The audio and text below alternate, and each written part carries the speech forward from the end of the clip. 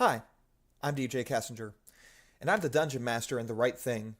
Thanks for listening to the Iron Archives. Remember, nobody knows what will happen.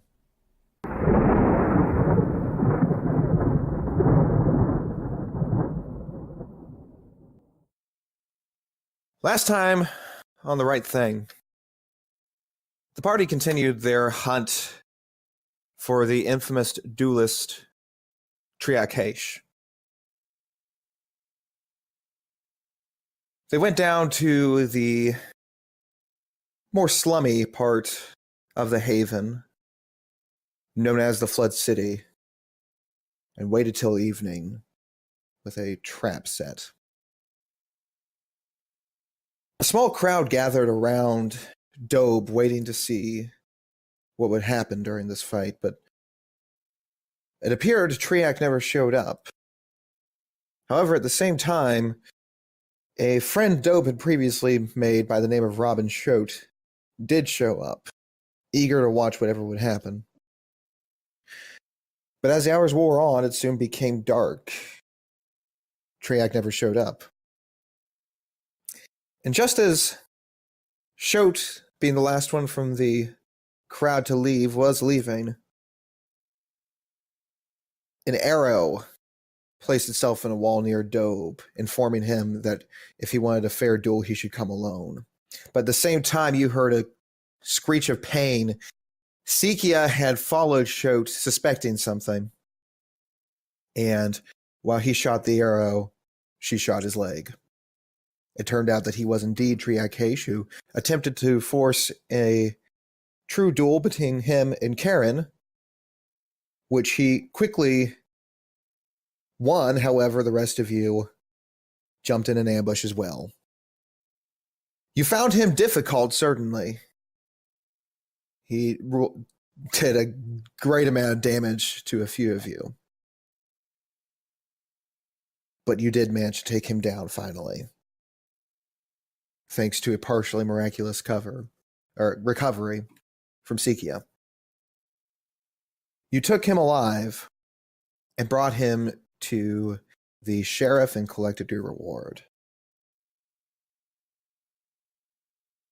You then returned to the Violeteer to discuss your next course of action. After considering your options, you decided to go after the tribe of orcs that was harassing Koriko. Huge reward on them. After this, you did whatever final preparations you deemed necessary, and we now take you back to Bracehaven just as the Violeteer was taken off. This afternoon, you watch as the haven sinks behind you in the distance, the great white buildings going under the waves from your perception, and then eventually the lighthouse, the House of the Navigator, disappears from view too. You're on the open ocean heading north. Would anybody like to do anything while you're on the ship?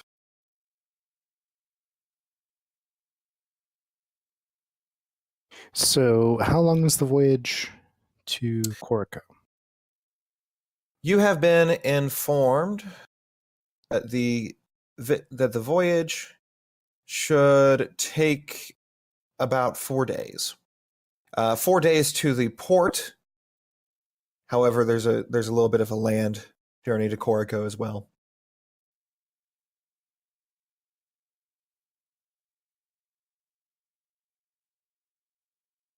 Okay.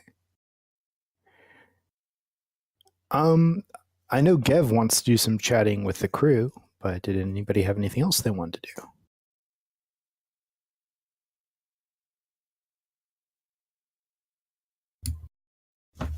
Hamish is working up the courage to speak to the group, but he won't have his courage worked up till the whole group's together. All right. Well, in that case, we'll go ahead and take you to the Hall of the Violeteer.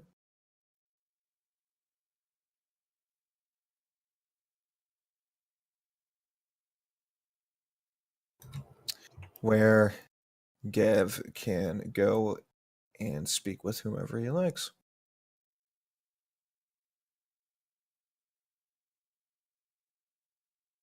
Okay, so Gev's going to go to one of his favorite people, and that would be Magdalena. All right. Or Maggie.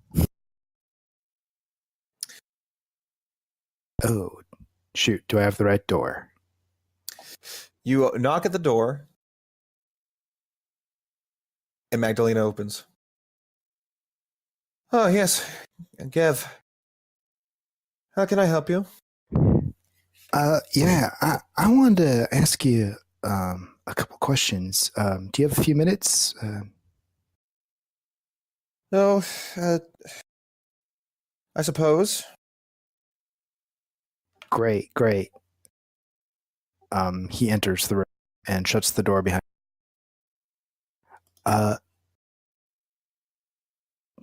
It's a little bit of a delicate matter. Is there anybody else around? Not at the moment.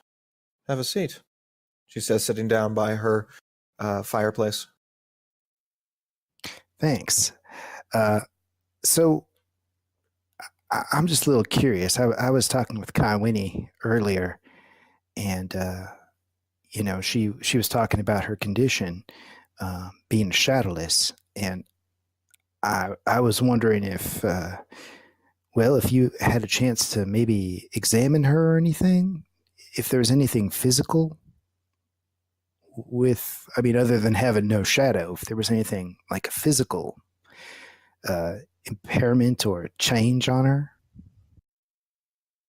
As far as I can tell, no. But then they never are with Shadowless. There's no physical medical issue whatsoever. Even with those like Jehu, it just appears it's psychosomatic in some way. But there's no physical disability. Okay. So it's impacting their mind somehow, and it's some kind of. Well, that's the debate anyway. There are those who say that they change in no way, except that they lose their shadows. But I do believe there is some change. But what, I cannot tell. Yeah, I kind of have the feeling that it's more than losing a shadow. I mean, what's to gain by having somebody lose that?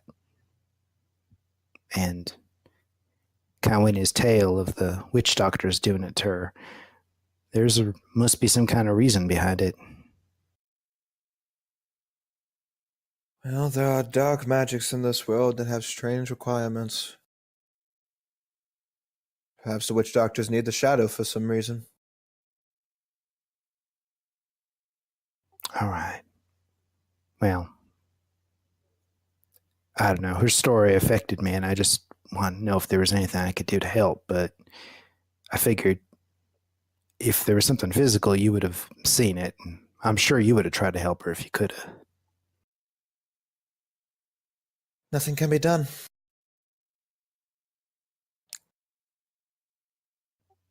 He kind of sits there quietly for a minute.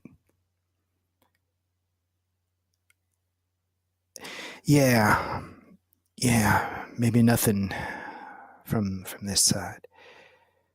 Well, that's all I really wanted to ask you. Thank you for your time. I know you're busy, and but I appreciate it.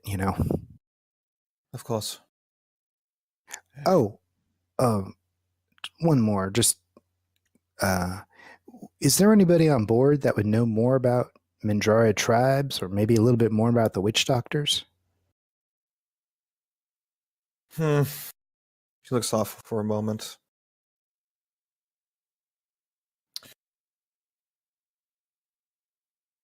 Well, it depends on what you want to know about them, I suppose. As far as the magical processes go, I don't think you're going to get much better experience than what Kai Winnie had. First-hand experience. That being said, not many people know more about magic than Whifford. And he's the only one on the crew who seems to pay any attention to the politics of the land. Maybe he would know something, I suppose. Oh, Whifford, huh? Right. She looks at you with a slightly sympathetic look. I know he can be rough around the edges, I suppose, but he's ultimately helpful to have around, if you can take the rudeness, I suppose.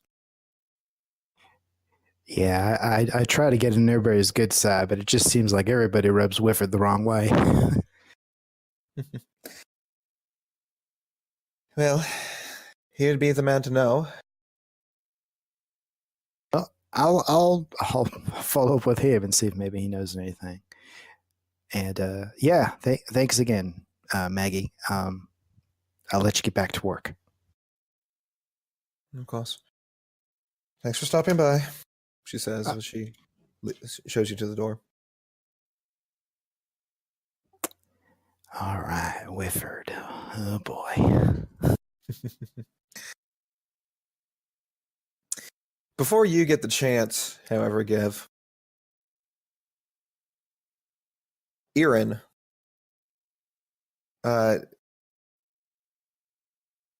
Erin finds you and informs you that he would like you to meet with him in his quarters.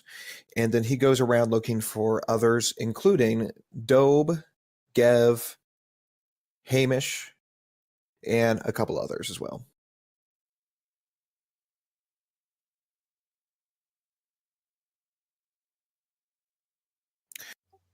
Yes, sir.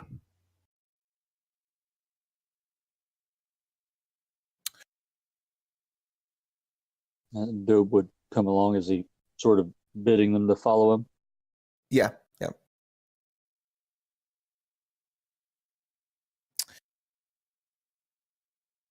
On my way, he says. All right. And Boudica comes as well.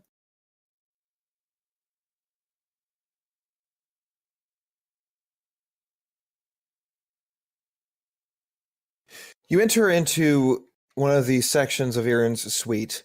The living room section appears to be smaller than most everybody's, which is a little surprising given his rank. You walk through the door and you see that it's still pretty cozy, however. There is still room for a fireplace, a couple of chairs, a table, and there is a painting on the wall near the door. Gev takes a peek at the painting. The painting depicts the coast of the Mendrian Ocean with a small island just offshore. Two figures appear to be running on the water in between.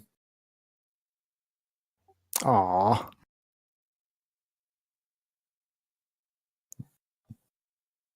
Dobe waits for Boudica to go in before he goes in. But he's not going to try to outwait her. Okay.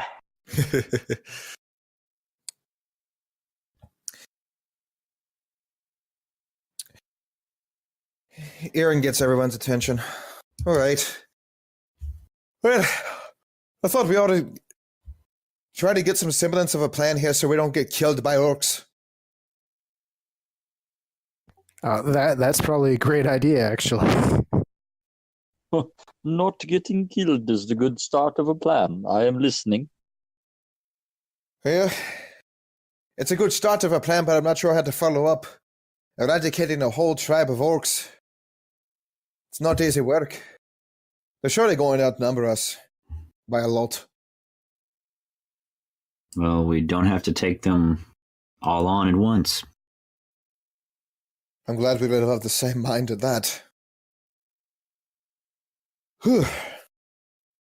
Is there any ideas we have whatsoever as how we can avoid taking them all at once then?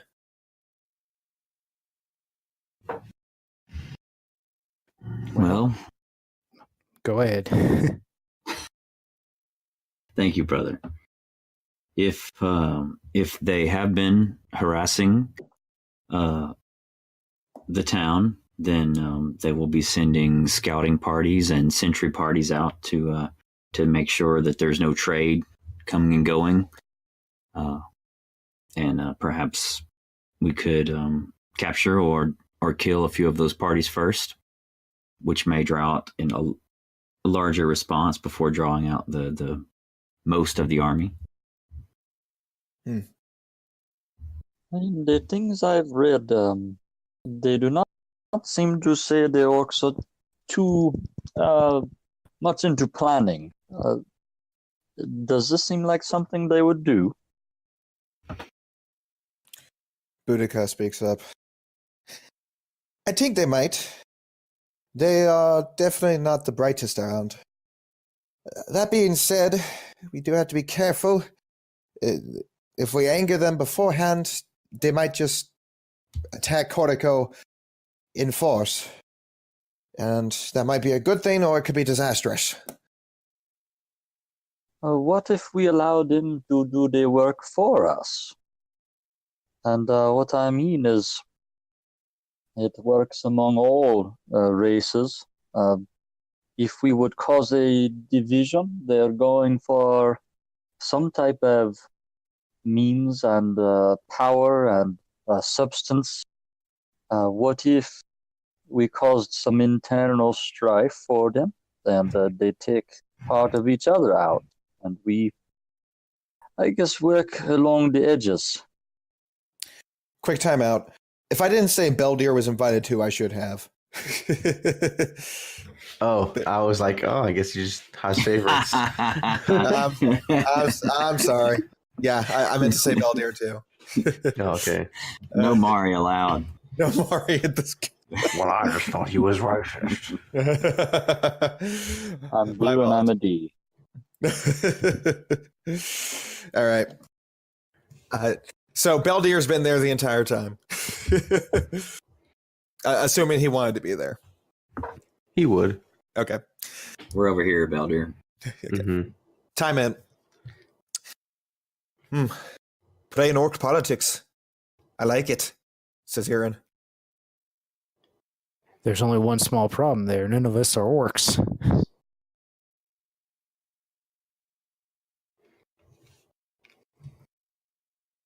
And we don't know what their structure. There's always the possibility of guerrilla warfare. Taking out small portions at a time, setting things ablaze. And with this, we frame it to look as if one of the orcs parties that we destroyed perhaps did something to another. We misplaced their items and take the things they covet and put them in another's place. An opposing tribe, perhaps? Or factions within one, yes. Cause them to revolt against their leadership. That sounds like a great idea. The trick is, how are we going to figure out? I'm worried about how you get close enough to find this stuff out. I mean, they're pretty, at least my understanding is they're pretty insular. I mean, if you're not an orc and you're walking up to an orc tribe, they're not going to be very friendly. Well, we could, interrogation. If we can get somebody who could speak orc. Capture one, offer his own, interrogate him. If no one speaks orc, I'm sure Whifford knows a spell. He always seems to know a spell for something, says Boudica. Spells are very useful. I've forgotten many in my time, but there are such spells.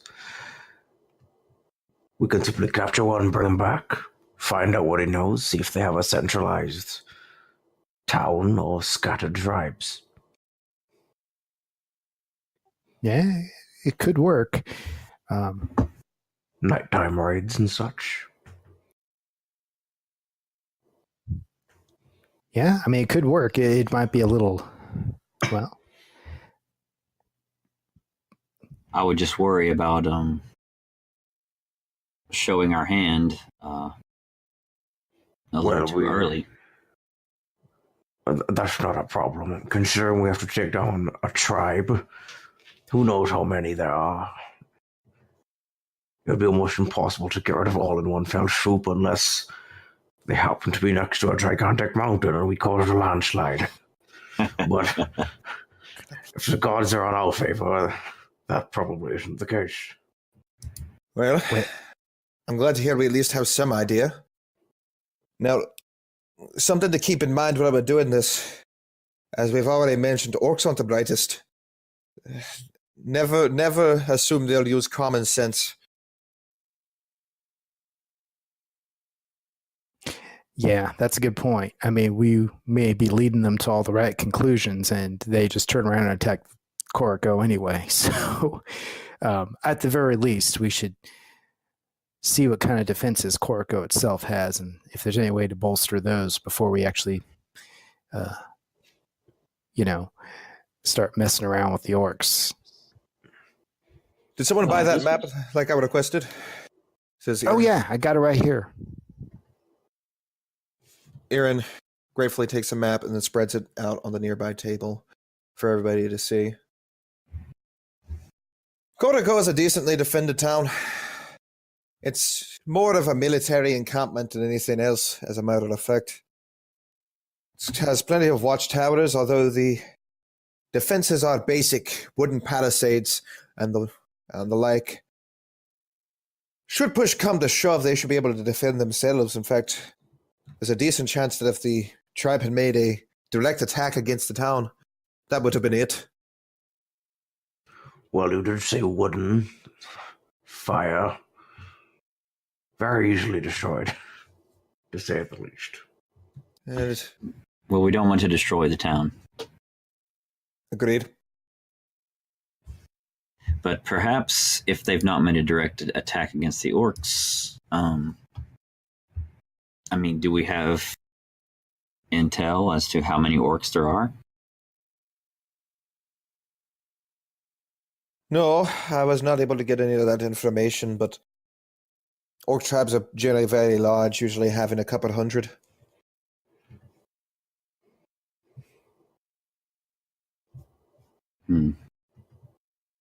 Have we heard anything about what they take when they raid? Do they just destroy? Are they looking for food, for treasures?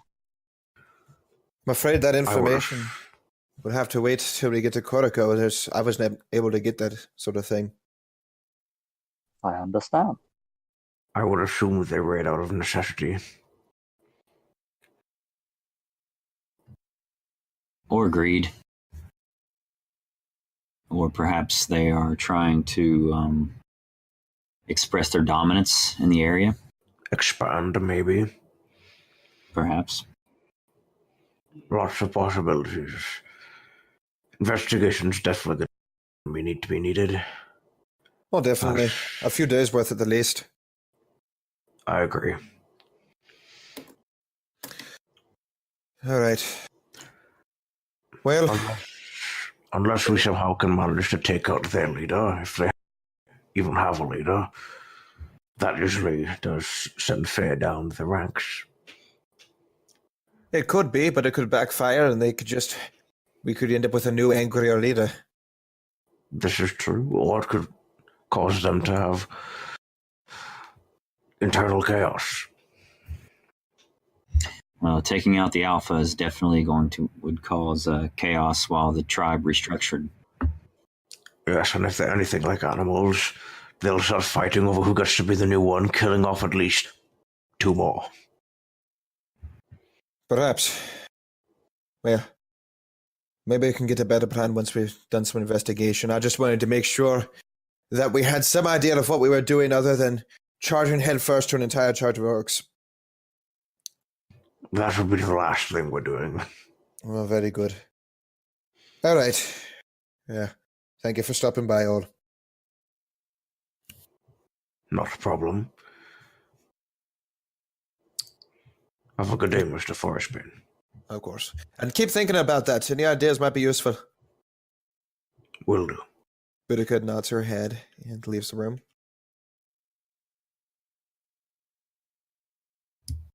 Beldir would like to go to the library and look to see if there's any more information about Koriko and potential orcs or wars that have happened there. Sure.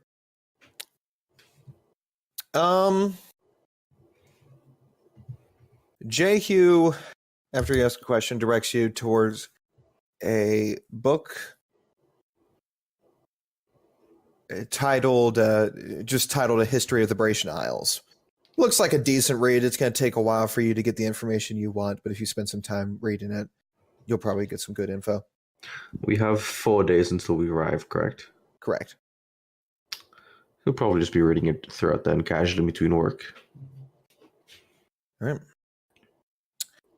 And Dobe standing somewhat stoically in the corner, his face relaxed, and it's obvious he's his mind's somewhere else, and he's trying to think of the political intrigue that he's read of, dealing with the groups turning against each other, and what he might know about orcs. If there's anything he might be able to suggest for anyone to look at or think of any ideas. He's also thinking of his description, the description he's heard of the map, and picturing the city like wound like a nautilus shell, and feeling like that could be easily be made into a trap. He's trying to figure that out too.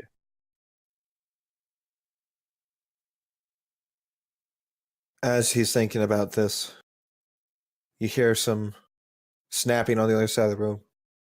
You're all right there, Dobe? Oh, yes. Sorry, I was in my own place right there. Okay, so I'll be moving on now, and thanks for your... And he catches himself again in a half bow, and he says, service aboard this crew. And walks out. You hear a small chuckle from Aaron as you walk out. Hamish will lean over to Gev and brother, the thought escapes me until now, but do we have any idea if the town itself has any type of military force? You know, I don't think any of us asked that, but that's a very good question. I would assume they got some kind of town militia, and if they got a palisade set up like that, that would mean some kind of protection was thought up. But yeah, we shouldn't assume anything. Well, Boudica's right there. Maybe she knows. You increase your speed to catch up to Boudica as she's walking down the hallway. Excuse me, Boudica. Got a quick question for you. Shoot. I'm not sure if you know this, but on Koriko, do we know if they've already got some kind of militia or soldiering there at all? Oh, you better believe it. It's mostly a soldier town. The Mandari tribes don't like to... they don't like to congregate in cities very much. They don't go much higher than a village. Only when a confederation puts an army together do they put in a real city. So most of the people there are either military themselves or somehow associated with it. Then why haven't they dealt with this problem themselves? You got me. But they're paying good money.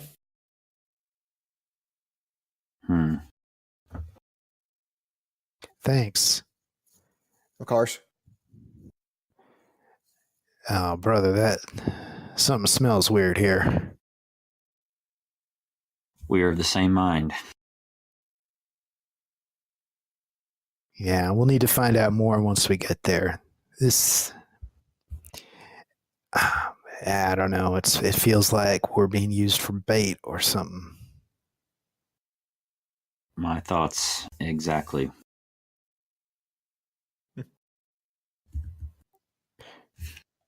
But we won't know until we find out more information.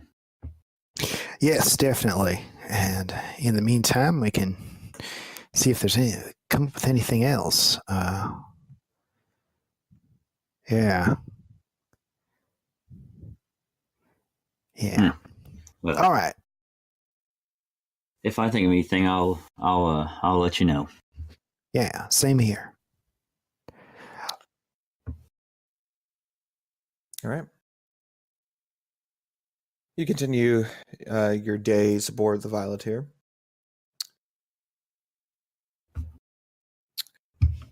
And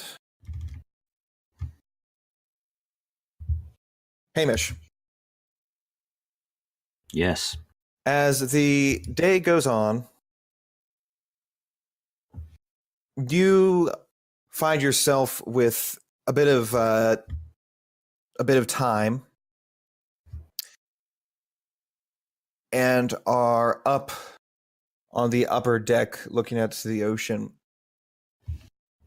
when you suddenly hear a bit of a shriek from Ukum. He's using his fishing pole, and you can see that the line is taut. The tip of the fishing pole is bent, and he is vigorously reeling. It appears he's caught something big. Come here, you. He continues to struggle with it. Do you need a hand? Yes, please. I need help pulling it in. It's a big one. All right. Hamish will do what he can to assist. All right. Go ahead and make a strength check.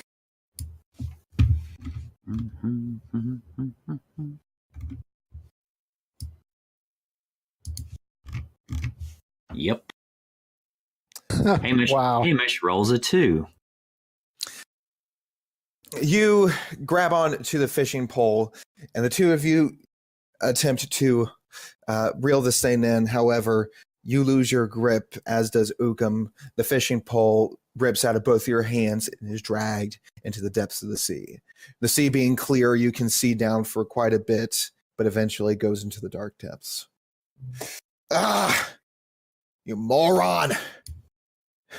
Good grief, I would have done a better job by myself. Some help you are. Well, Ukum next said. time you may. Ukum huffs and storms off angrily.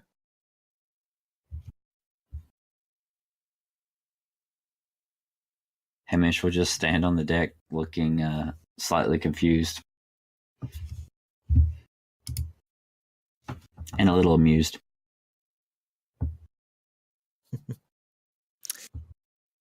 Anybody doing anything else this first day? Beldir is just reading his book, trying to see if he can find any information about Koriko.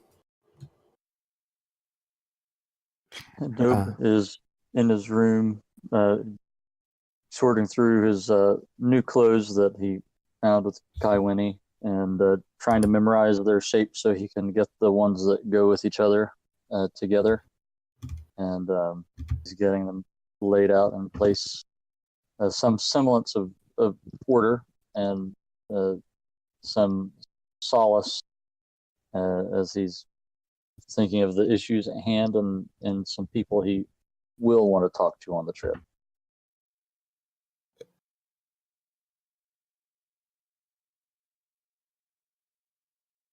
Gev is still trying to come up with a way to approach Whifford. He's thinking of maybe doing it tomorrow. Fair enough.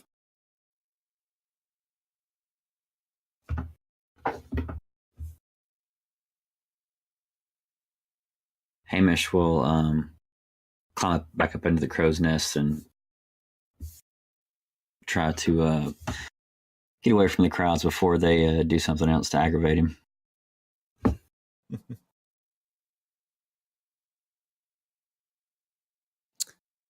All right. And play his pan flute consistently.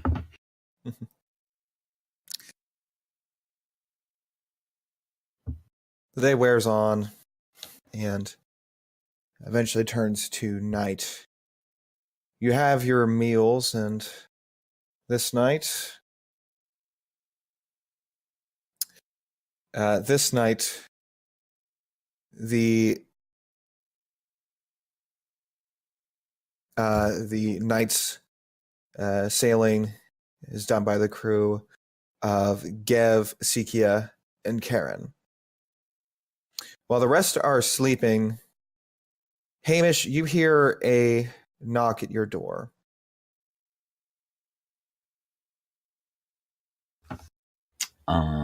Hamish will open it. Standing at your door is the Tyrannid Ukum. Hello, Hamish. Hello again. I'm sorry if I woke you. I just wanted to apologize about earlier. I've always had a very short temper, and I had no right to insult you. You were trying to help me, and I'm grateful for that.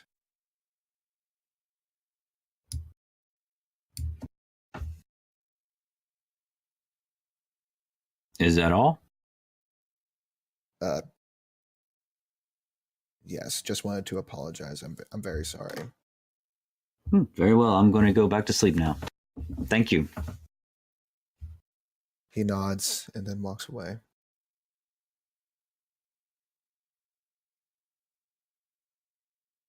Okay, that cracked me up.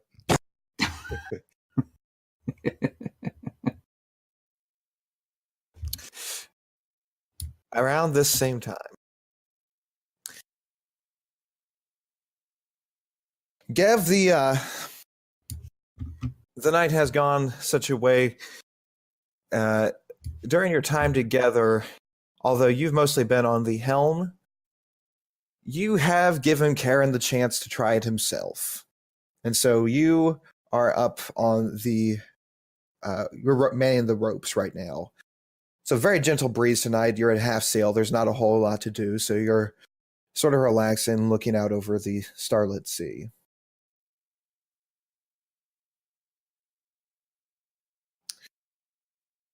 As you do, you hear steps coming up the stairs towards the captain's quarters. And Captain Waylock appears. You don't usually see him out a lot. He seems to spend most of his time in the quarters. And you've definitely never seen him on deck at night. And yet he seems to be lingering here, looking out towards the sea. Gev will walk over to the captain. Pleasant evening to you, Captain. Pleasant evening indeed. Always good to enjoy them when you get them, right? I've seen a lot of them. They're never quite as pleasant when they're on land. It's just different out in sea. I agree. Sea always call to you? I'm sorry, could you repeat? Has the sea always called to you? Not always. But I was glad when it did. You know, nights like tonight are special. Strange things happen on the sea sometimes, he says with a smirk. Oh yeah, I agree. I've had my share of little adventures at sea for sure. What are you thinking of? He gestures out to the open sea, and you can see on the horizon there is a small green light. You focus in on it, and it gets larger and larger. You now realize that the light is under the waves as it gets closer and closer. And soon the sea all in front of you has turned into this bluish green light. It continues over under the ship and back behind you. And you can see now that the entire sea has been lit up in this bioluminescence of some strange creature. Those who pay close attention to the calendars know when the nights like this will happen.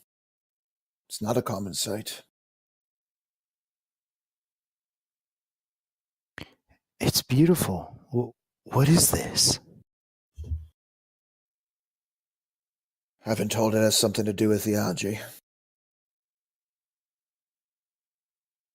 But I've also been told that nights like this,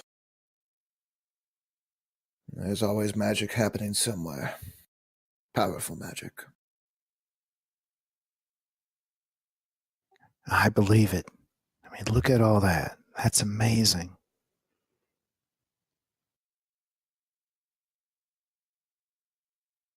He takes a deep breath in through his nose and then exhales.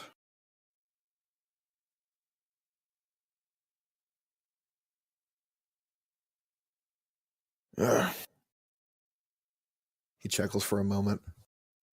I'm getting quite old. This might be my last one. Hey, don't say that.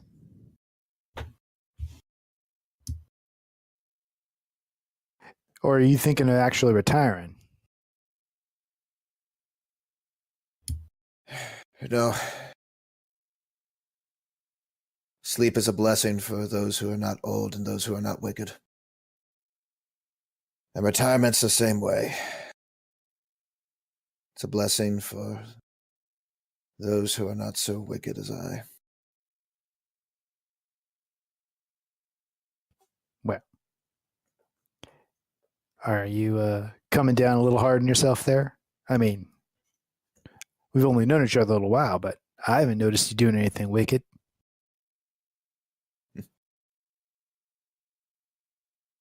Perhaps. The bioluminescent light over on the horizon slowly begins to fade out. And just as quickly as it came, the darkness sweeps over the ocean and under the ship and back the other side of the way it came.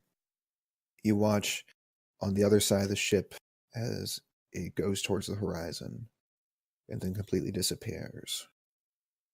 The night is now only lit up by the moon and the stars. Waylog turns his head. Keep up the good work. Thank you, Captain. Of course I will. And he walks back into the captain's cabin.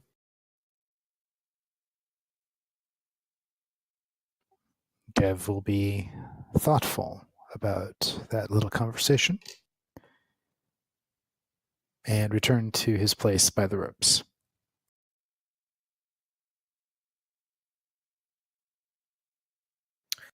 All right. Eventually, your shifts come to an end. You all wake up, and it is the morning of the second day.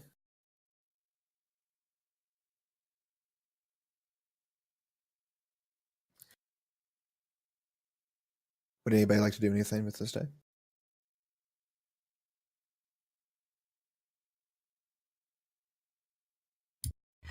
Well, Hamish would. Go go ahead, ahead. buddy. No, you go first. Hamish would approach Beldir at some point and see if he can teach him how to use his method of fishing.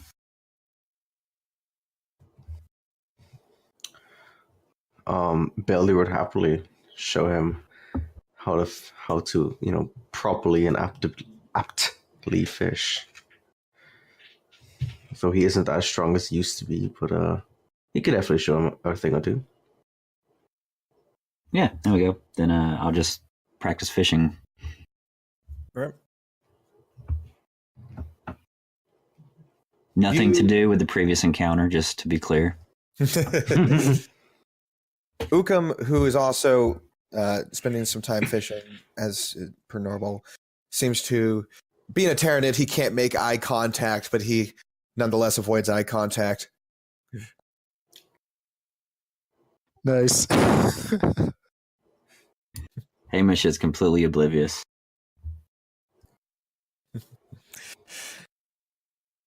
How much time would you say you spend working on that fishing? Considering his background as a naturalist, I would say, all day, unless I had something else to do. Sure. Along with your chores and whatnot, of course, but during your free time, you go ahead and keep the fishing up. Yeah, Builder will teach him simple tyings and riggings of the lines for different types of rigs, jigs that you would want to use, and effective ways of pulling in bigger fish as to not, pull the hook.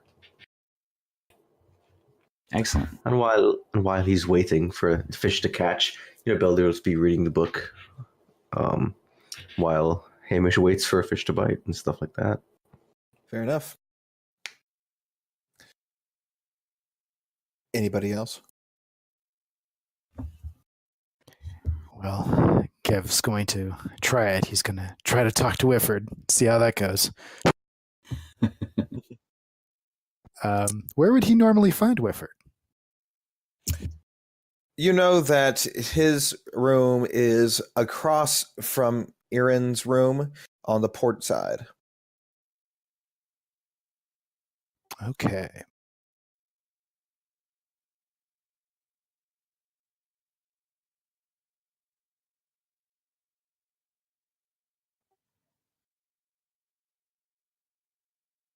Okay, he gets to the door and gives it a quick knock.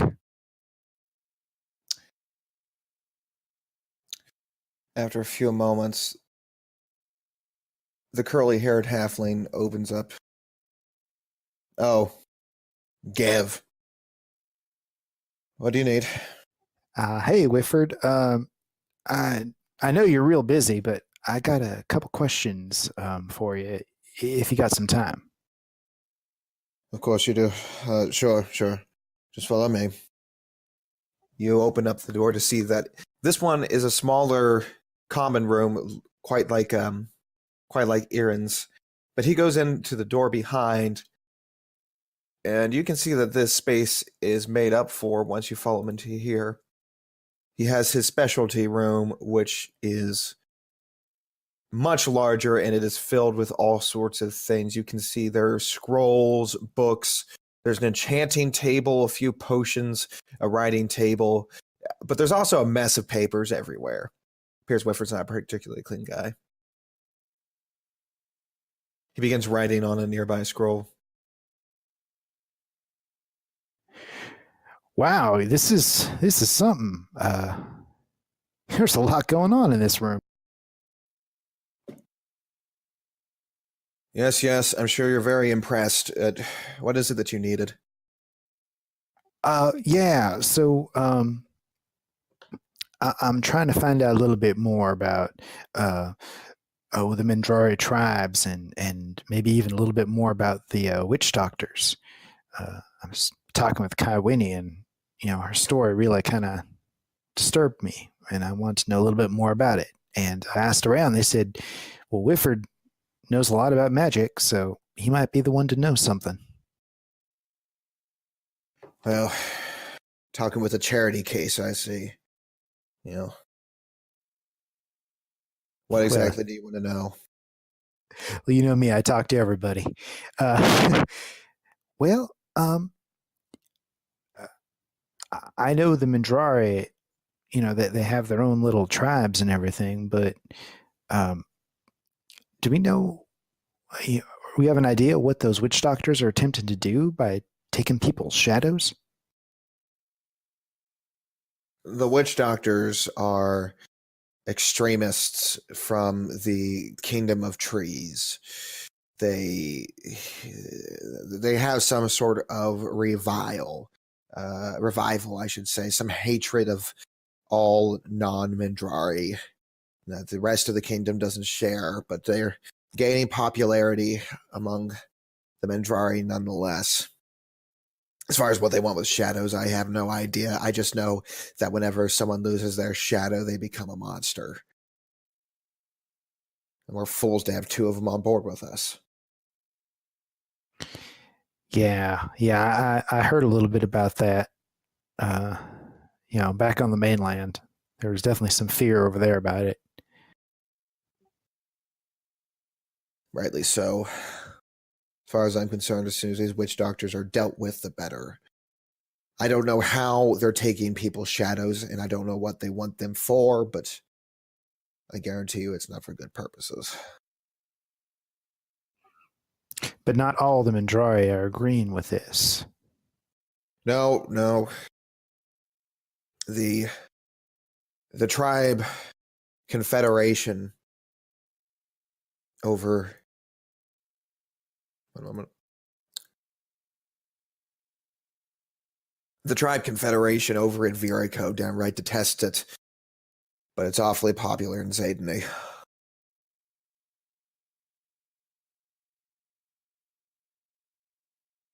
Sorry, I'm taking notes.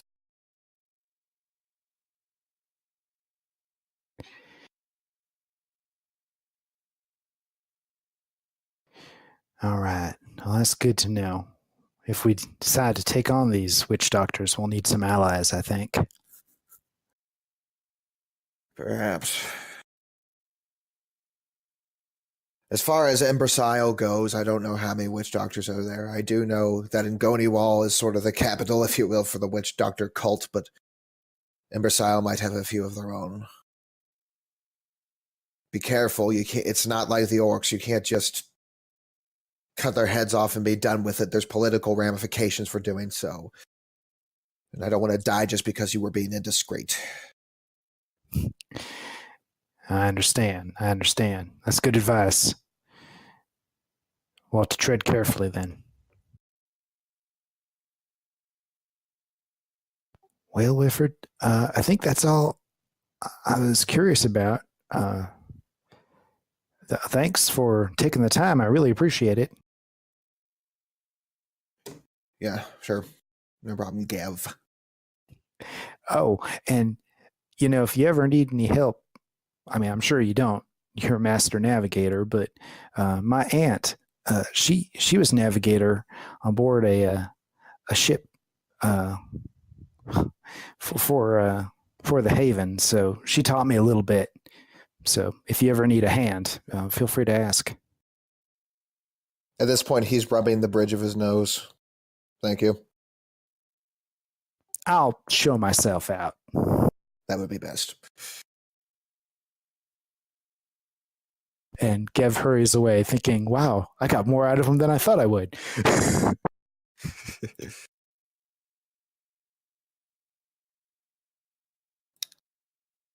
All right. Anything else, guys? A couple, aside from his chores, and he's not quite sure when he wakes up if it's light or dark out, just based on the shuffling of people's feet, really. And he looks out his little window and maybe sees some heat reflecting off the water, I guess. But he sort of rethinks perhaps his schedule, and so he might be willing to look to see who he might talk to about working in the dark. If there's any dark job, he could do it. But he's wanting to catch Ripsy around the common room sometime in a meal, and he's also going to make an excuse to go into the library and talk to Jehu. Okay. Well, good luck with that second one, but I was going to say, in quotes, talk to Jehu. Yes. Around lunchtime, Relduin has cooked up Argali mutton stew. And sure enough, Ripsy is sitting at a table. She's currently sitting across from Mates, the dwarven tracker, hungrily slurping up the soup. Okay, so Dobe approaches, trying to seem somewhat casual with his stew, and with a grin on his face, he sits. This would be by Ripsy, right? One more. Well, right here. But Yeah. he gives her some space. Well, we'll keep that in mind. Okay, and he places his stew on the table. He says, "Yeah, I'm glad I cannot see this stew. It tastes so good as it smells, but people say it is ugly." Ha! And he looks to sort of see if anybody reacts at all. And Ripsy okay, gives a slight smirk without looking over at you. Mates gives a single chuckle. okay. Ripsy, as the waves lap against this ship and they ebb and flow upon the sea, I believe that the energies of this world also rise and fall, and each one of us has a part in either adding to these energies or taking away from them. When I see you, and I see the proud Mindrari heritage from which you come, and I see the work that you do, this is not easy work. You make me think of a dear friend, a friend I left hoping to find her sometime. And he sort of looks toward the one across the way and changes his voice to indicate he's trying to be covert. He says, "And I believe that you have a great capacity to add to the energies of this world. Gold means little to me, but seeing the potential that you have and seeing the part you play in this ship, and then seeing some behaviors that seem little of you, I believe there should be some kind of recompense. And it would suffice if you would give me what you have taken, because I already returned it before we left town. And you would decide to act that way no more. There's better things of you." And he just sits.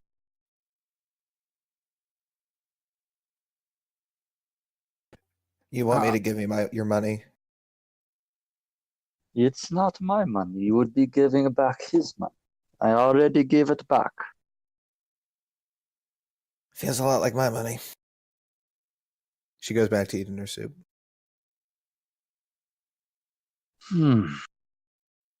I did not want to have to do this. But then he stands up and he says, "Ripsy, I bet it would be about 5 gold that you not stand a chance at a duel with me." The room goes silent for a moment.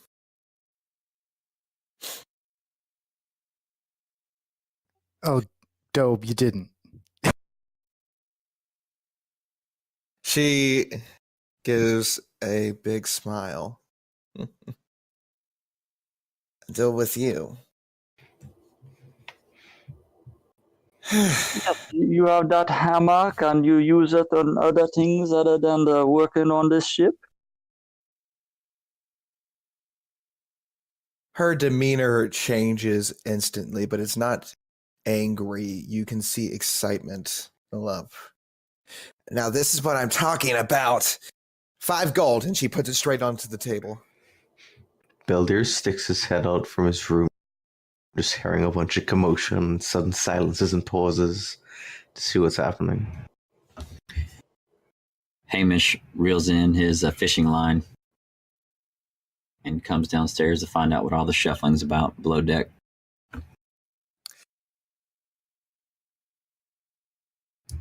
And, Dope. hefts his quarry hammer and rubs a finger under each of his sensory pits under his mask. There's no glamorous way to say that. It's usually just called the pits, but yeah. It's the pits for sure. And he gives, holding the hammer toward the head of it, gives a little twist and hefts it and prepares himself. I assume you want no killing. That's what I would recommend anyway. Hamish leans over to. Go ahead. Sorry. I believe you know what this is for, and no, I would not even want to hurt you, but I'm afraid perhaps this might learn you something. Hamish leans over to Gev. Is this another challenge? These people don't seem to get enough of this. Dobe attempted a morality lesson, and it's going poorly. Well, That definitely sounds like dope. But it'll be interesting. perhaps he will learn a moral. Oh, Rips is going to probably teach him something. Where's your gold, Dope?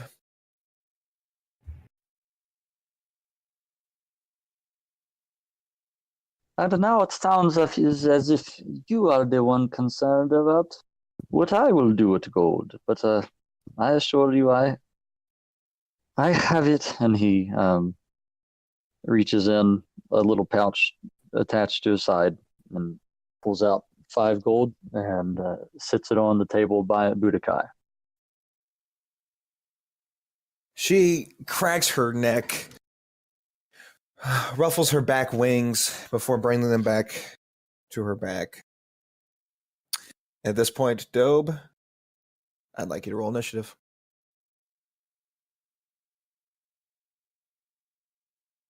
Dobe rolls, and I roll initiative, and Dobe's initiative is a 13. Ripsy rolls a 10.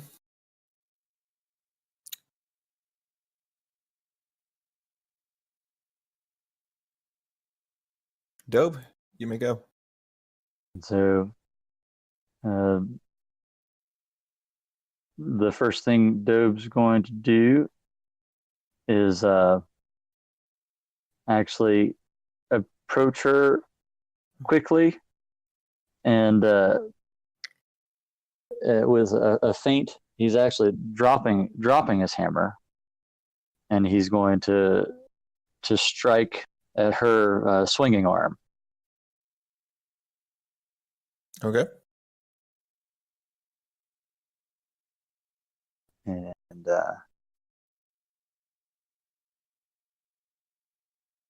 hold on. There we go. Sorry. 14 to hit. 14 misses. Mm. Okay, and let me make sure I've got this right. Nope. Never mind, I've got to hit a creature. That would be my turn. Okay. She dodges out of the way of your fist. She takes off her smithing hammer from her apron, swings at you with a 19 to hit. Mm. And 19 hits. Doing 17 bludgeoning damage.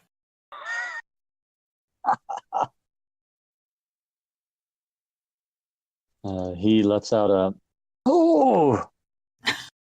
and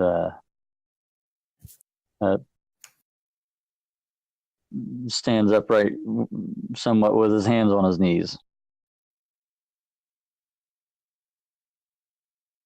She swings again with a 24 to hit. Yep, that hits. She does 8 non-lethal damage. Yep, good thing. He's down. Almost as soon as the fight began, it ends with Dobe on the ground after 2 swings from that hammer. Ripsy gives a big smile. Maybe I should give him something to remember me by, she says as she raises her hammer again over the unconscious Dobe. Before it comes down, however, her wrist is grabbed by Erin. Enough. You won your duel. Take your coin. Finish your meal. She looks angrily over at Erin for a moment. He never let me have fun.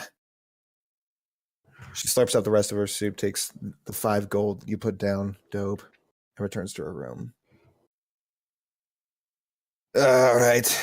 Was I conscious yet before she left? Nope. Okay.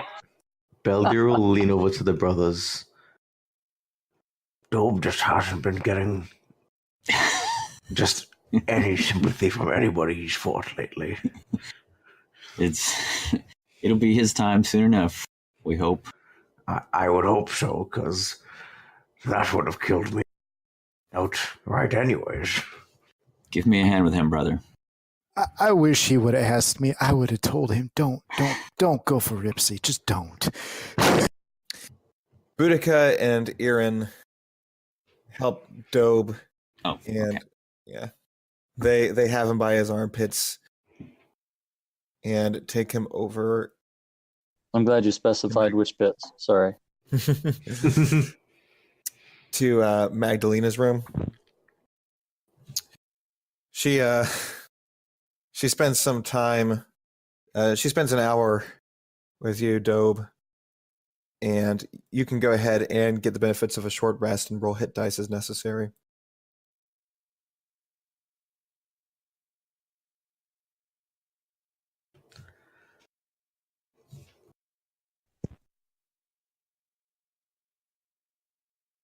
And I rolled a 7 and an 8 for hit dice. That would be all of them. And he, as he's coming to, he might have said something like, "That was a good one." What? Oh, thank you, Magdala. I'm not. I don't like the Magda thing. Call me Maggie or call me Magdalena. I don't think I like Magda. She says as she continues to bandage your head. I apologize. I will get my words shortly, if I've had them at all.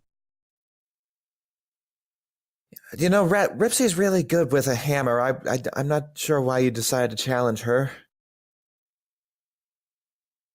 I have my reasons, and they might still just work. You think back to the image of the blue-haired Mindrari raising the hammer right above you. Shudder for a moment.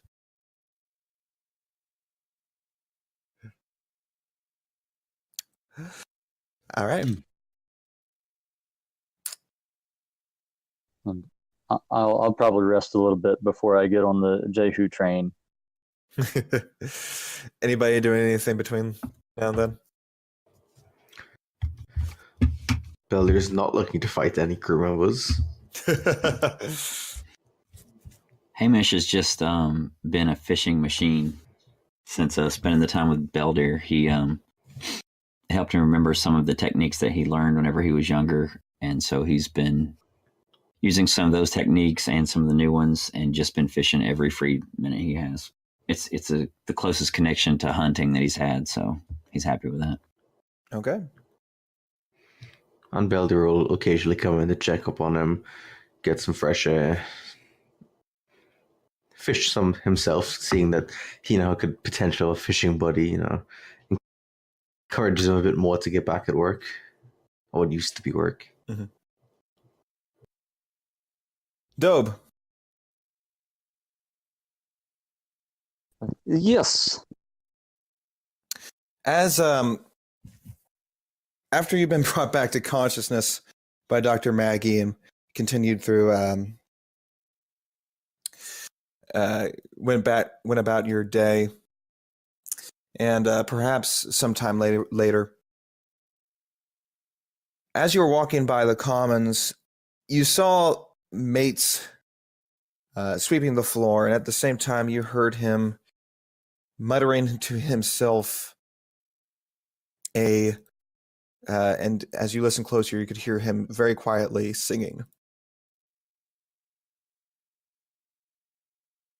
Dope would certainly be interested in hearing singing from a dwarf. Go ahead and roll perception. Dude is listening for the singing. Rolls. Okay, there we go. He rolls a 19. All right. With your 19, you can hear him singing, "Oh, they stared down death and she let them go. They burnt Lord's home and they brought him low." Trails off into more muttering after that. Let me write down those lyrics for you. Yes, thank you. Just to be a little more clear, it was, "Oh, they stared down death and she let them go. They burnt the Lord's home and they brought him low."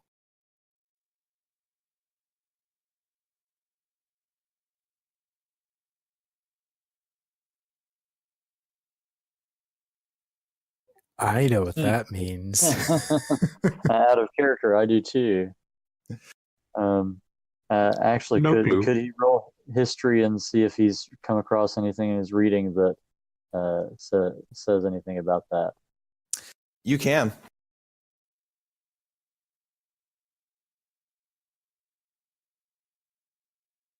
Just trying to think if he heard anything about the death brought low. History of 13. You think about this, it sounds awfully familiar, but you're not sure where this comes from. So maybe if it is figurative, it's something about with Telnog maybe, but he can't really place the story. Can Van guess it for 10,000 or not? I think Van already knows it. Van knows.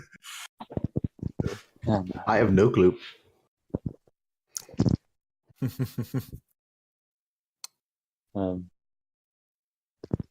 but do we tell the listeners, DJ? Or Nope. no? Okay. Nope.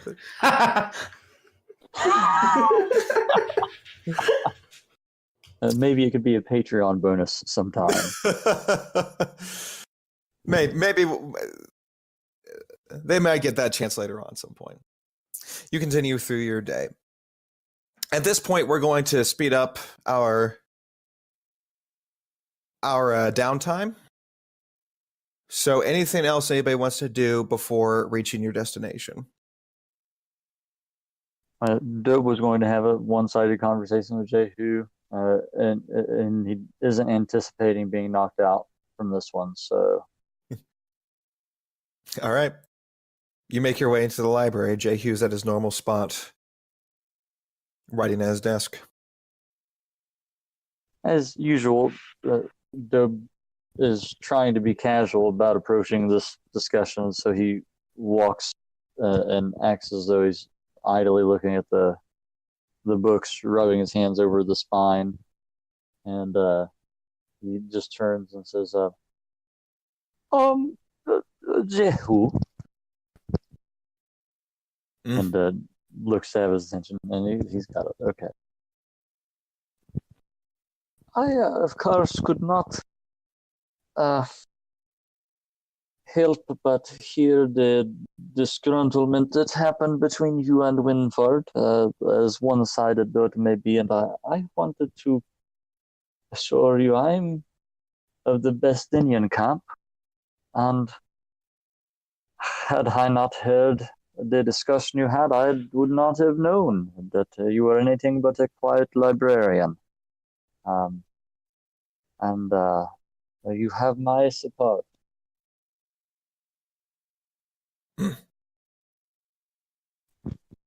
That is all thanks for the important job you do.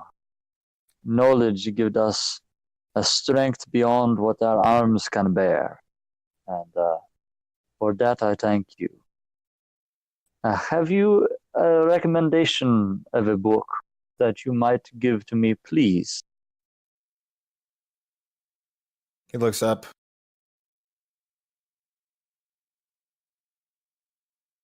He takes a deep breath, moves over to the Tyrannid section, begins feeling the spines of the books,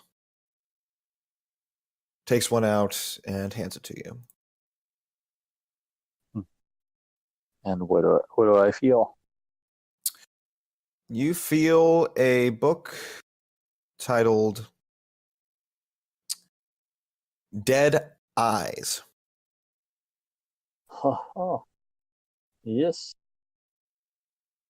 It would be interesting to see what appeals to you of this one so much. I will look over it once again. It's been a while.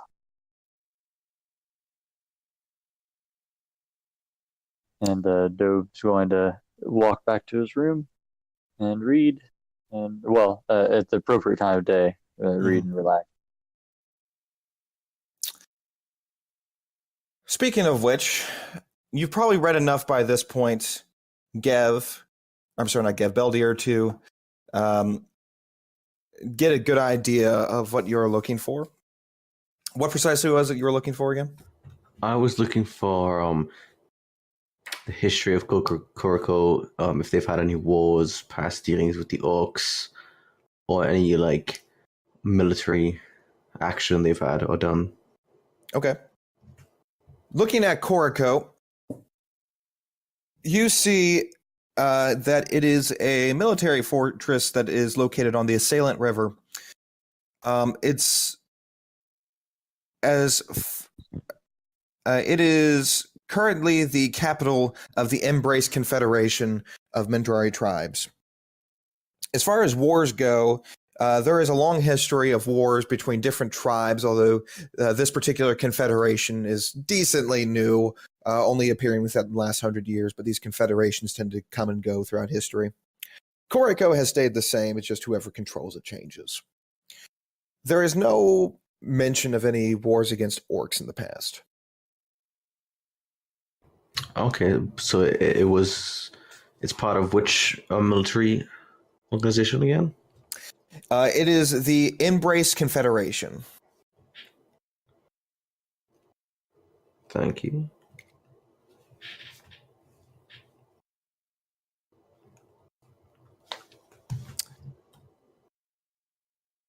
All right.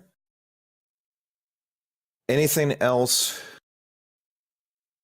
while you all are still aboard the ship before we fast forward to when you make port at A Rig's helm? Have we benefited from a long rest since we've been on the ship? Good question. You have not. However, you would have been able to take the benefits of a short rest, and with the help of Dr. Maggie, you would also been able to heal if necessary. But as point of order, once you get to shore, it'll still probably take a couple of days before you hit full long rest.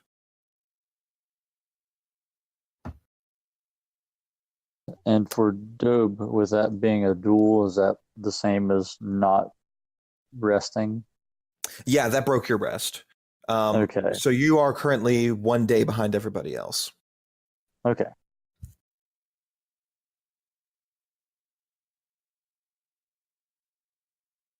Yeah, you're not going to do a lot of rest and relaxation and healing, recuperating while you're getting your skull smashed in with a hammer, I'm afraid.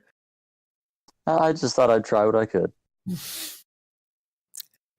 Never hurts to try, but I might mock it. All right. The days pass and you eventually make it to your destination, a small port trading post by the name of Arig's Helm.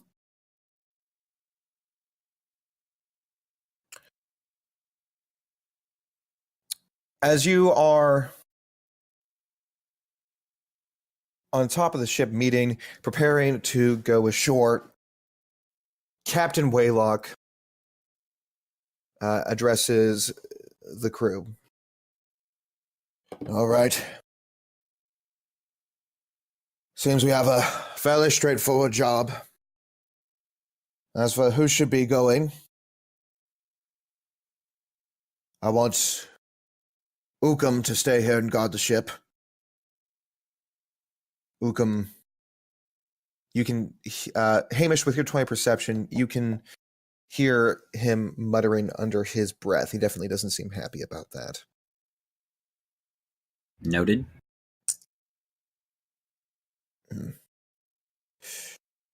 Relduin, Mates, and Ripsy, I have a bit of a side project I'd like to work on.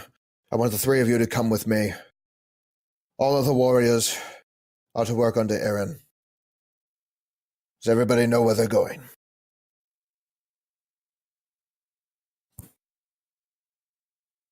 Nod from Doob. Aye, aye, Captain. Totally. You take the dinghy out to shore. It is crowded, and you think it would be very nice to have a second dinghy to go along with it. But it was stolen. Eventually, though. Oh, I'm sorry. I forgot one. Almost before you get into the dinghy, as you are discussing a few preparations with Erin, Alifair makes her way up to the top deck. Excuse me. I was wondering if I could squire for you, for whoever. Erin eyes over to Boudica, looks back. I don't know about that sort of job, Alifair. It's a big job. I'm almost 13 now. Boys my age do squiring all the time. Why can't I? He looks thoughtful for a moment.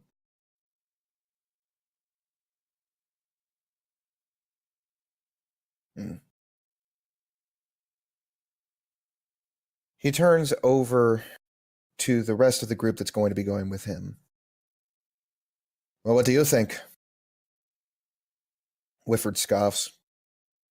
I don't think we need her at all. Leave her on the ship. Well, I don't think we are fighting the orcs today. Couldn't hurt to let her off the boat. Meet land. I think a fine, sharp weapon left unused will soon become blunt and worthless. I could show you someone watching for me to make sure that I have what I need in these times.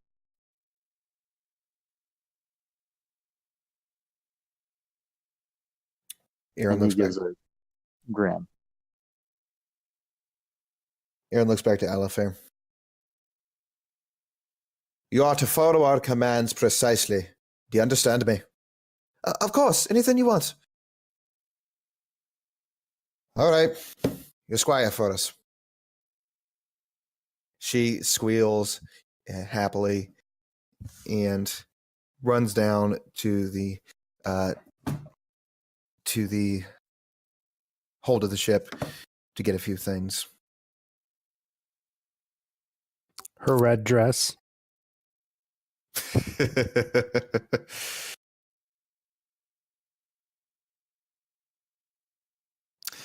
Eventually, you are on the dinghy. It's crowded, but you make it over to the small port trading post of Arig's Helm. You can see that there's an unusual mix. Normally, when you go to different places, the mix is of almost precisely people of the same races. Good, even percentile all around. Here, most of the races are mixed exactly, but about half of them are Mindrari. For those of you growing up in the Empire, especially the more civilized parts of the Empire, it is a strange sight.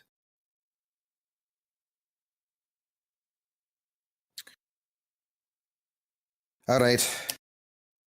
Be wise to acquire a couple of carts.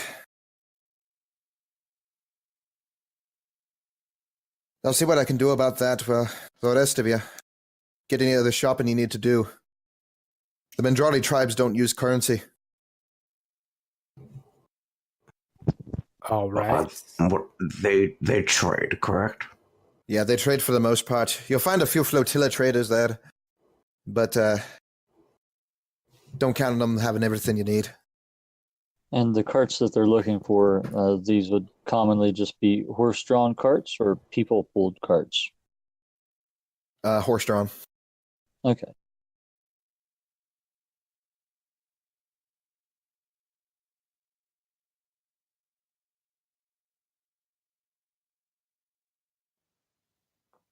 All right. Does anybody need to do any shopping?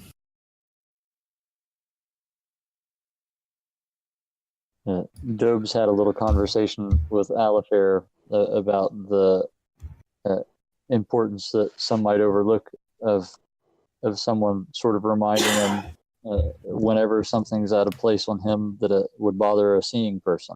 He's had friends in the past that talked to him about the way clothes are or something like that, and he would appreciate an extra eye in that regard, and sort of feels like it's an excuse to defensively stay a little closer to her.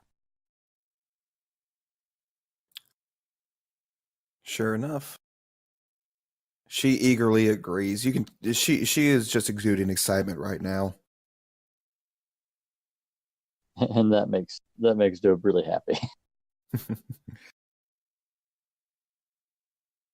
Do we need to purchase any provisions? Are we going to be close enough to the ship to come back for meals?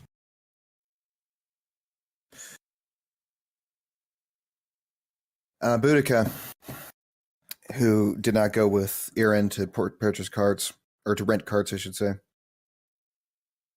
Well, we're not going to be very close to the ship. We still have about a day's journey before we can make it to Cardico. Maybe 2 days. It's been a while since I've been around there.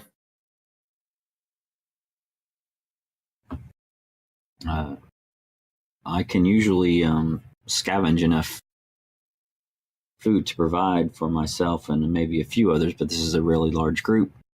Perhaps we should buy some rations. Well, we've already got a good bit of rations. There's not a lot of variety, though, so your ability to scavenge will definitely be valuable.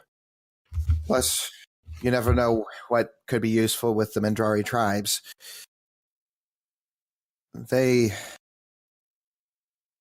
Well, you never know exactly what they'll want. But if you want to buy extra rations, by all means.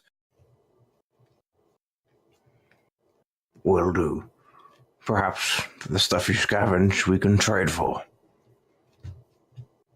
And Dobe's going to intentionally sort of pull a fold out from the head covering he has, so it's sort of flapping out in the wind, for maybe Alifair to notice. And he's also going to keep an eye out for any sugar candy. So, quickly after doing that, Alifair does say, Sir Dobe, your mask is a little... Yes. Oh, Will, how embarrassing. Thank you so much. And he tucks it in and he says, did that get it? Yes, I believe so. Yes, thanks. Go ahead, roll a d20. Sure.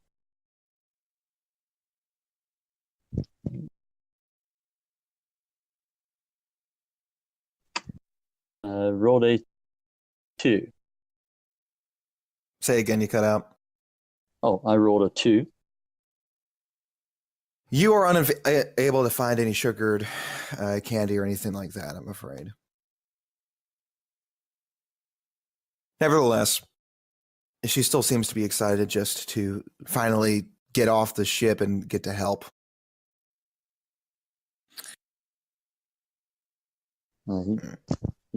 He keeps looking, but has small talk with her and asks about things she likes and hobbies and things like that on the way.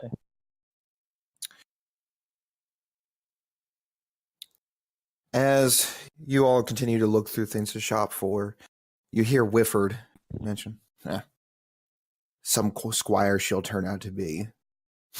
None of us are even knights. Boudica shifts her head slightly. Well, one of us is.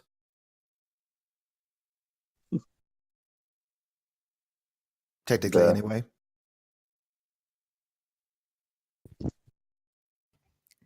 Give perks up his ears and says, "Really? Who would that be?" Well, Darren. Really? Yeah, I'm used to... Technically, he's a knight of 1,000, she said, chuckling. When we were in the war together, he managed to save some Lord 1,000, and he rewarded him with a knighthood. Silly business, really.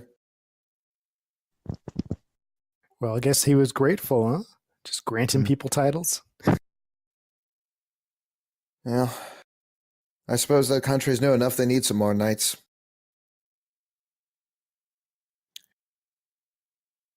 Interesting. Did he get anything else aside from the title? They give him a nice shiny horse or anything? Aaron's never been the type for that sort of thing. He just liked the battle, I suppose. He's the only man I ever know who could sleep before the night of a battle. Well, that's usually a sign of confidence. Or foolishness.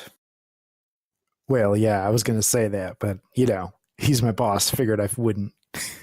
I won't tell him you said it, though. Keep in mind, I'm your boss, too. Oh, I'm very aware of that. Yeah. I thought one of the rules said something about not having a boss. Well, you're right. Normally, we don't have bosses, but in combat, the chain of command is very simple. Technically, when we're in combat, Alifair's all your bosses. Although, we do remember the rules are supposed to be taken pragmatically, and that our ranking officer did tell you to listen to everybody. Remember that, right, Alifair? She still has a smile on her face. Of course, I remember that.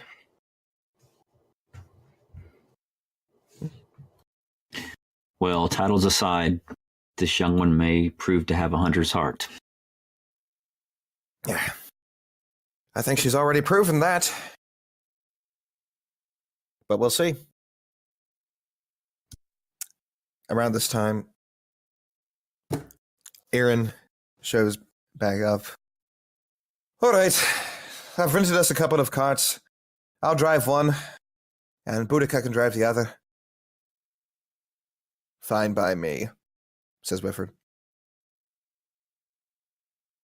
Are we ready to go? I think so. Was there anything anybody needed?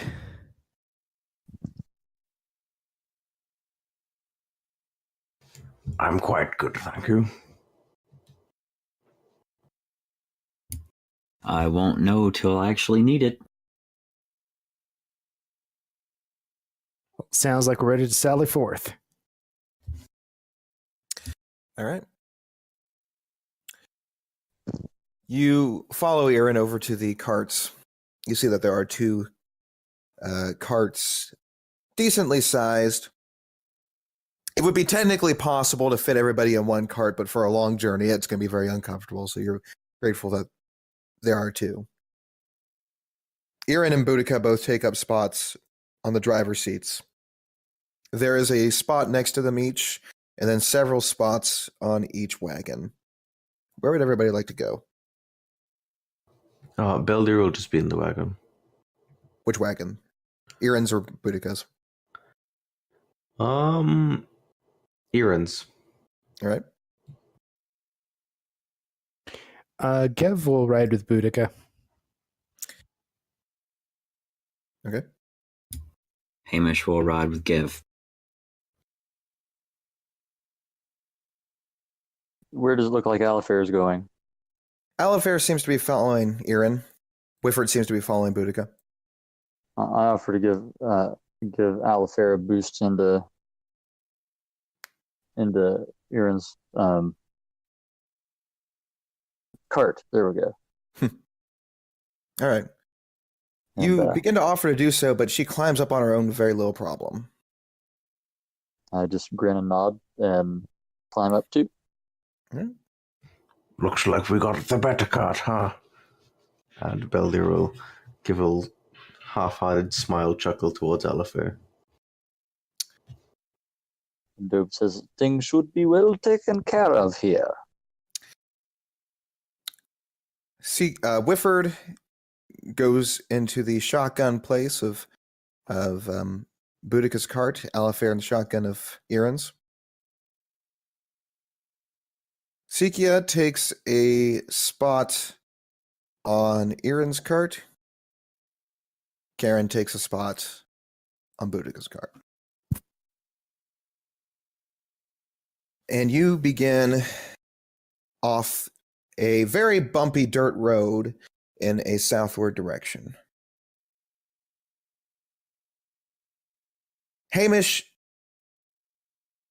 you take in the air around you. The area is heavily forested. And having spent all this time away from the woods, you finally get a chance to take it in once again.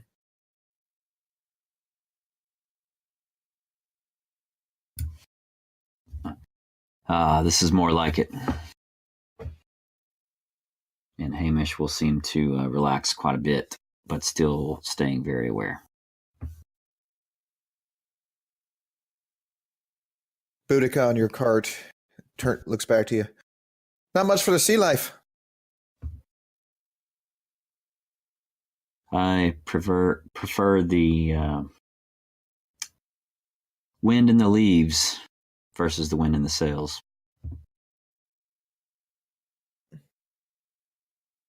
She looks around. There's a beauty to it. I give you that. Oh, it's the one way me and him are very different.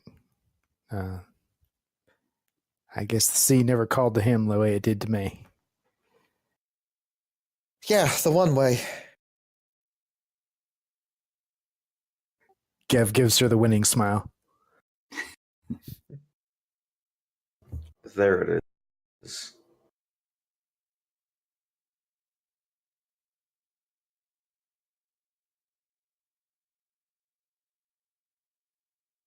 As you continue down this road, you are shaded by the various incredibly tall trees that make up this part of the Bratian Isles. You see that there's an even mix of green trees and the white Utala trees. Looking too long at them is almost blinding in this sunshine. Pretty dry out, as a matter of fact.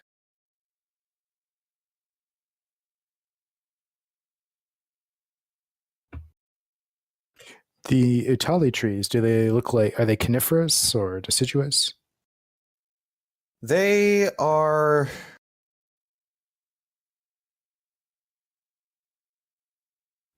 they are... Dagnabbit, I can't remember the difference. Hold on one moment. Google's my friend. No worries. Are they pine trees or leafy trees? Yeah. Utala. They're deciduous. They're deciduous. You know that most trees in Mendria and the areas around it, while it's tropical, the trees are of deciduous build. Like, unlike most deciduous trees, they don't turn with the seasons, of course, because there's only a rainy and a dry season. But they do have the appearance of a deciduous tree. The Utala in particular are taller than most of the other trees and very thick.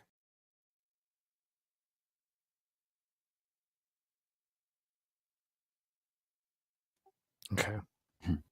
It's a pretty impressive forest then. It is. And from what time you have seen the Bratian Isles, you've seen that this is pretty uniform. It's mostly forest, occasionally broken up by terraced farmland. And how far are we from the town now? You've probably only traveled a mile at this point. So we're not in any danger of being anywhere near where the orcs are. As far as you can tell, no. Okay.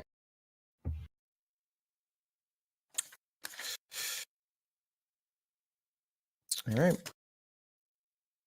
Is this road well traveled? Actually, now that you mention it, you haven't seen a whole lot of people. When you were back at Eric's Helm, you could see that the people who were there were either tribal Mindrari or traders come to trade with the Mindrari.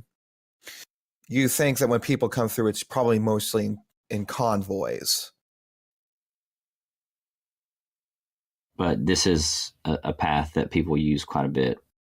Yeah, while the traffic aren't there, I mean, it's a real road, certainly. Okay. Yeah. All right. As the day wears on, you do happen upon your first rangers of the day. Coming up at a faster pace behind you are 2 additional carts, also horse-drawn. They pull up on either side of you, and Aaron and Boudica pull their carts to a halt while these pull up next to you. Looking at these people, they seem to be pretty rough around the edges. And Aaron says to one of them, "Good day to you. Off to Koriko as well." "I will off to Koriko. But we were thinking we might be a little light on money. Think you could help us out, friend?" He stops speaking for a moment. Aaron does, as he looks back around to the other cart, which is on the other side of you. Aaron's cart is currently on the left, with Boudica's on the right. "No, I'm afraid we don't have any money for you, friend. We need the bit we have." "Well, I'm thinking you should just give it to us anyway." He smiles, looks over to Boudica. At this position, Beldir you're will pipe in. up. Beldir will just go ahead and say, "If I'm not mistaken, Koriko doesn't even use money, so wouldn't serve you a purpose of us having know your needing."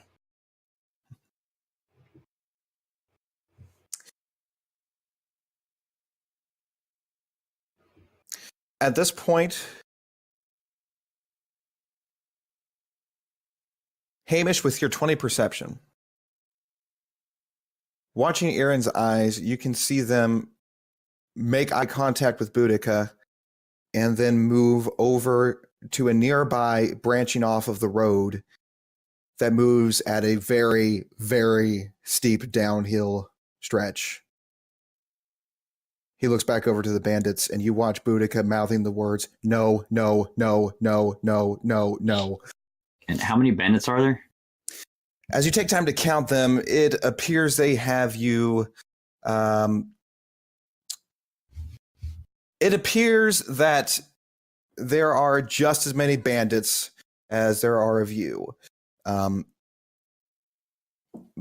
that being said, I am counting Alifair along with you, so you're technically just a little bit outnumbered. Well, friends, my friend here makes sense. You don't need coin over there. Something to trade in. Maybe you could go hunting. Oh, we'll go hunting, all right. I don't think you will. Ha! He says as he hits the reins of his horse, and Boudica, not even a split second later, manages to do the same thing, instantly turning the carts to the nearby path, and you begin careening down this hill.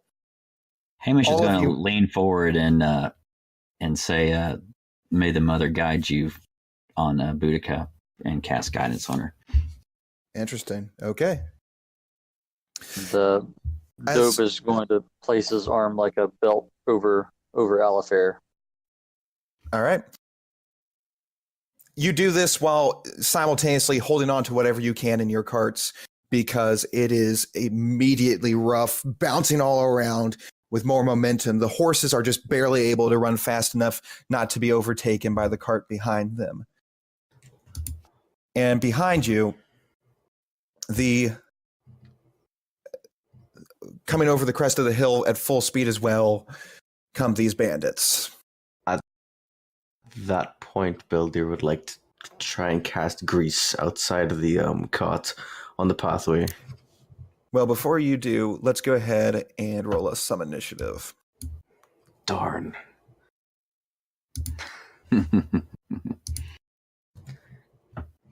Not a problem.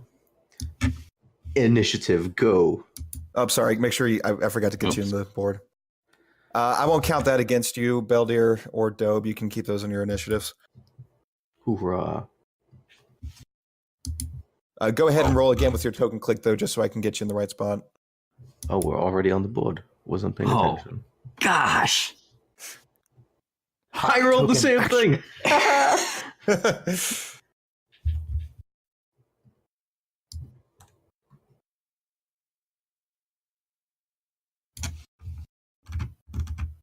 Wait, did I not select it? Gosh darn. No, you're good. You're good. Oh, Oh, wait. What happened to it? I don't know. Oh, was there. sorry, I deleted the. Okay. I placed one and I deleted it because I realized there's another one. Oh. Okay, just pinch my back, please and thank you.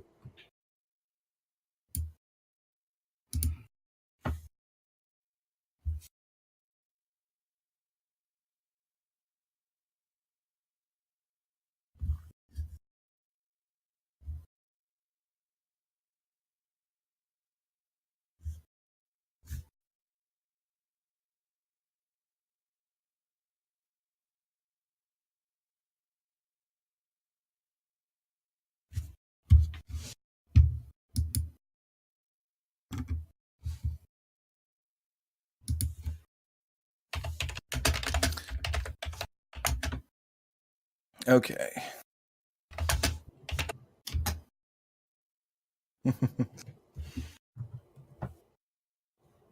Oh, I can change my own initiative. Can you? Yeah, I clicked on it. That's letting me change it. Oh, cool. Well, then forget me doing it. You do it yourselves.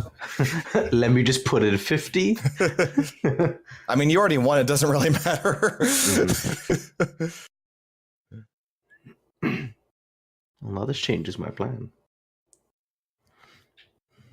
Uh-huh. Yeah, I see you, Dobe. 3,185. That's not a real number. I mean, why go with 50? At 3,185. It's that extra 5 that just pushes you over.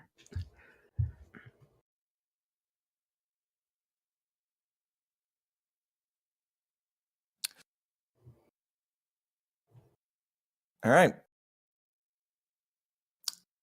So, for the record, Karen is also in the midst of this fighting. He is doing an adequate job pulling his weight. It's neither particularly good nor particularly bad, though.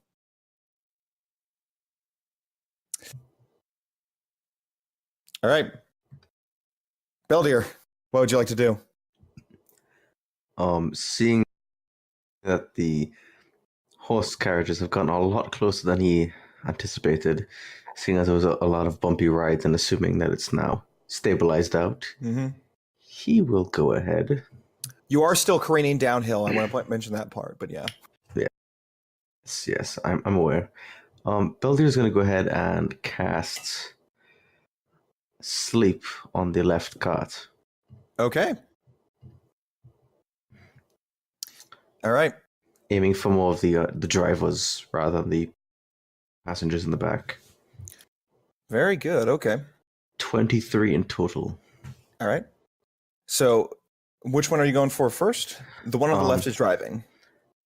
The one on the left, but closest to my cart. Okay. And you got another one after that as well. The guy in the shotgun position. Right.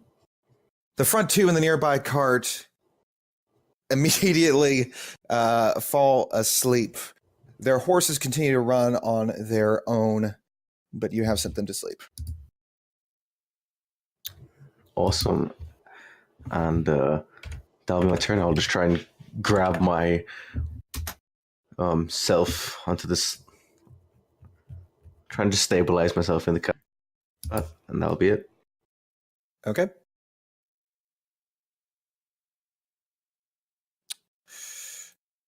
A nearby bandit, still asleep as he slowly lets go of the reins. One of the bandits at the back, however,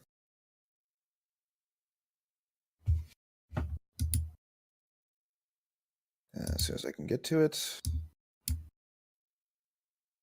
takes out a crossbow and aims it at you, Beldir. Not good. With a 10 to hit. Miss.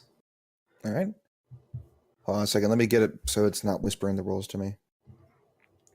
I thought these carts were covered. My bad. I thought I was safe hiding it. Nope, these are not covered cards. My mistake. And are they just plain wooden sort of flatbed carts with rails and seats on the side? Yes. And other than that, are there any more accoutrements around? Any tack or anything? I mean, you can see around? some of the things that have been tied to the carts. Most of your supplies are pretty well down. You're not too afraid about losing them unless there is something cut or anything like that. All right. So the 10 missed, I assume, right? Yes. Okay. The crossbow bolt goes whizzing over your head, and it is Gev's turn. Okay. So is the driver on the cart on the right side of the screen? Is he on the left seat or the right seat? Left. Okay. So Gev opens his palm and kind of blows into it, and it turns into this ice spear or a shard, and he hurls it at the driver. Okay. Yes. All right. Hold on one moment. All right. The ice knife goes hurling at the driver, hitting him right in the chest. Go. That was a 24 and a 9 damage, by the way. Right? Sorry. 24 and 9 damage. Then the knife explodes. Okay. And every creature within 5 feet needs to make a dex save of 13. Okay. Does that include the one you just hit? Yes. Okay.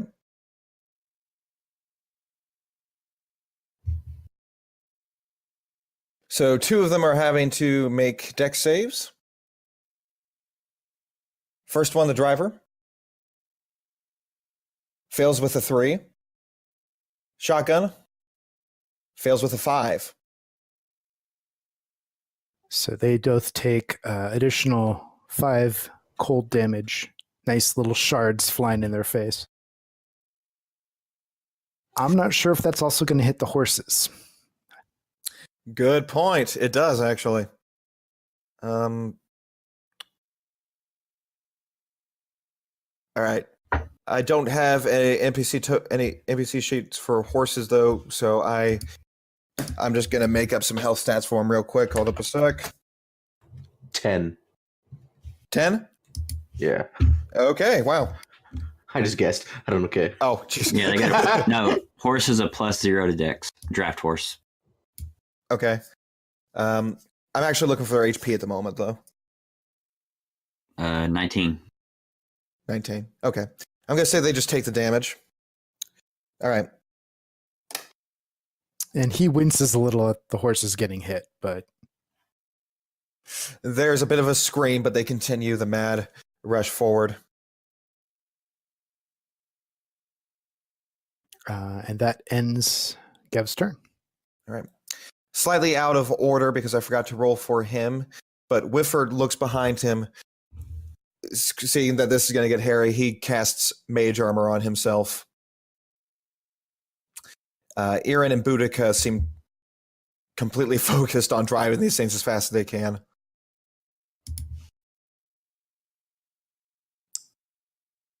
Bandit at the back of the right cart also has a crossbow. And he is going to aim... He's going to aim at Dobe. 17 to hit. 17 hits. 5 piercing. That got Doob's attention.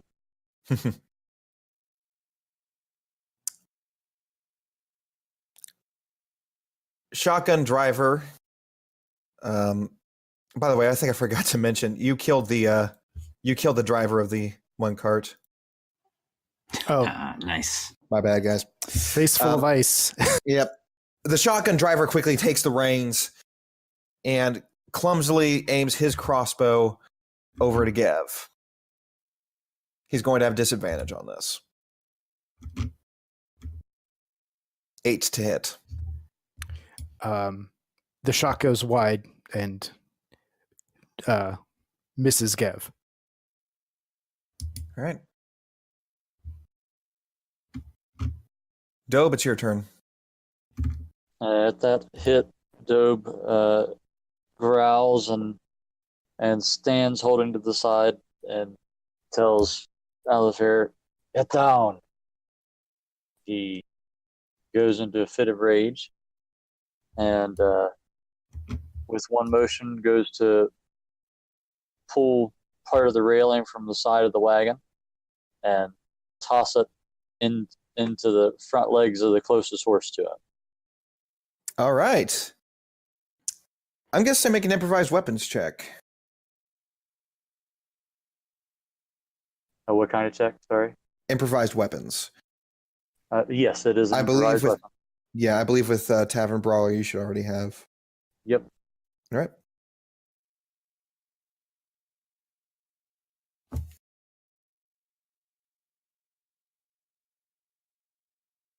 And do you want me to just go ahead and roll dexterity? Yes, whatever the rule is on that. Yeah. Yeah, sorry about that. I should have gotten a thrown weapon. I wasn't expecting to throw a weapon. And so it would just be, I'm proficient, so it'd be my proficiency bonus, my dex, right? Right.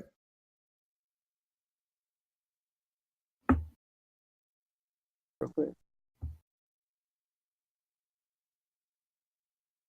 Here we go. It could potentially build to be strength because javelins use strength. So. Oh, actually, yeah. Would you mind? It does make a Do difference. javelins use strength? Yeah, Yes. javelins use strength. Weirdly Strength or enough. Dex, either one. Then Yeah. you can use strength. Yep. That makes a big difference. Thank you very much. So he does that. Uh, 16 to hit. 16 does hit. 4 piercing to Okay. its right flank leg. All right. Go ahead and roll d20.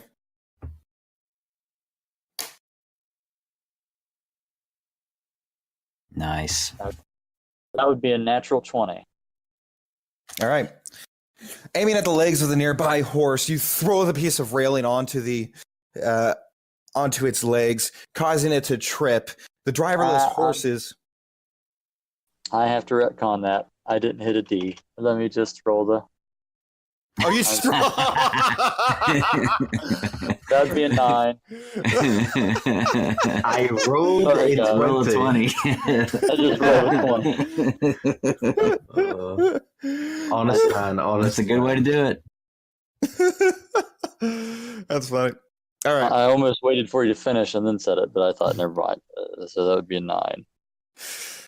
You roll the. you That was the way I onto dreamed the of it horse. happening, though, DJ. And it hits the chest. It clearly seems to be off balance, but just manages to keep its footing as it continues to run. It definitely seems to be heavily invested in not getting ran over by the cart behind it. And that would be my turn. All right. The other bandit is still asleep.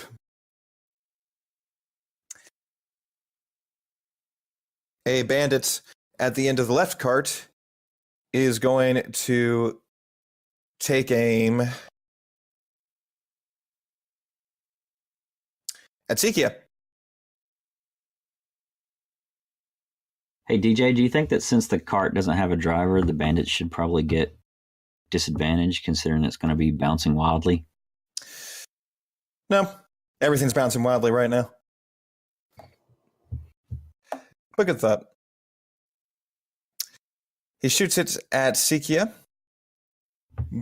who does have 3/4 cover because of Beldir and Dobe. Let me check something real quick. If it misses, it might hit Beldir, though. It's a 9 to hit, which I assume is a miss. Yeah, it misses. And we've already established that Mrs. Beldir, too. Another one just goes right over, sails right over your heads.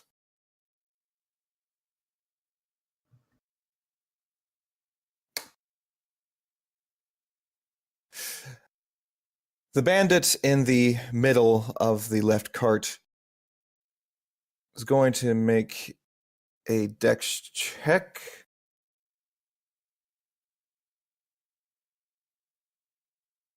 He makes a 10.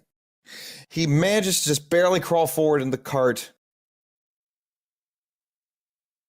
and hit the back of the head of the driver, who slowly wakes up and gets hold of the reins again.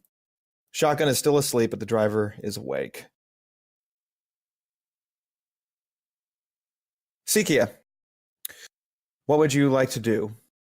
I would like to point out that it seemed like the most likely thing you've been doing with your 4 days on the Violeteer would have been working a lot on your bowmanship, and if you spent enough time with it, you could have gained proficiency. You couldn't really do much anything else, but if you did pretty much that, you'd have gained proficiency. Awesome. Recurve bow. That's cool. I most definitely have not actually made a thing in here for that bow. Okay, I haven't had any time. fair enough.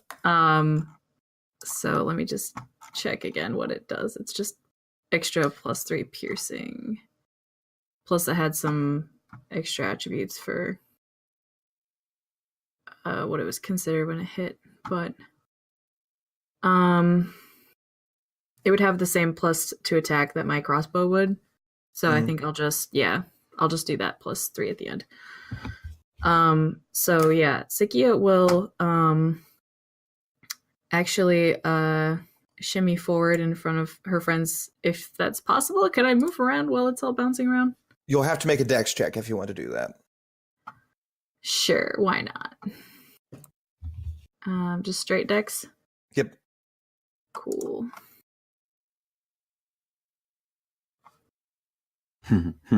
Oh, that's a 7. As you attempt to move past to the back of the cart with Dove and Beldir, a bump is hit, and you just barely manage to keep your footing, but you do lose your movement, and you're still where you were. Okay.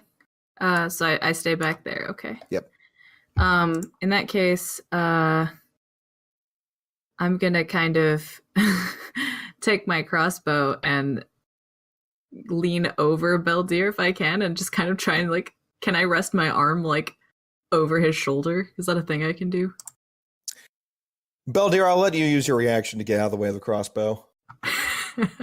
Belder will not use his reaction for that. Okay, that's what I figured. So you're taking whatever risk you got then. Okay, cool. Also, Belder might not be So- strong enough to handle you and the cart at the same time. Well, that's okay because I'm shooting for the horse. I'm gonna attempt to shoot it in the neck. Okay. So see how that goes. That'd be an unnatural 20. That looks just like a 20 to me. Yeah, but it's not unnatural 20. Right. Oh, did you say unnatural 20? Yeah, Oh, okay. I thought I heard, an Yeah. unnatural 20. yeah, okay. I'm trying to be funny then. I rolled a 20. All right. That will. Yeah, that will still hit. Go ahead. Okay, Right cool. past your ear, Beldir, you hear that crossbow bolt go, and you naturally move your head out of the way. So that's a total of 9 piercing. Okay. Go ahead and roll a straight d20. That's right. There's a thing for that. That is a 6. Okay. The horse, though gravely injured, is still running. It is a pretty determined horse. All right. This bandit is dead. This bandit grabs his crossbow, aims it at Hamish.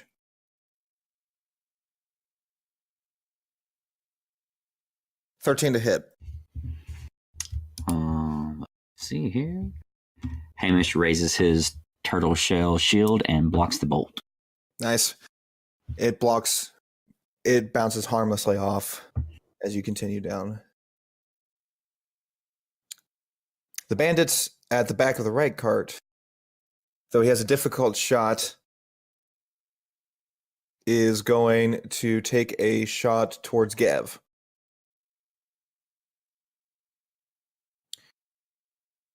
And misses with a 7. Hamish, your turn. Hamish is going to lean back to Aaron and Gev and say, "Kill the horses," and he will.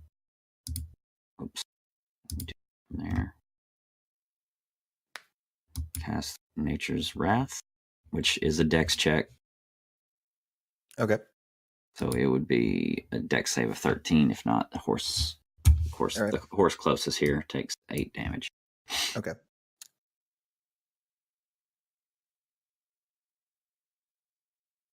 Horse makes it. All right, and Ready? that is it. All right.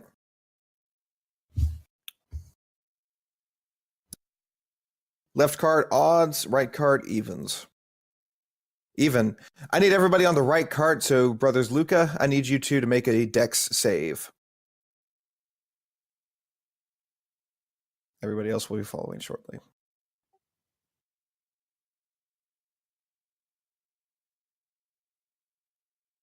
I got a 17.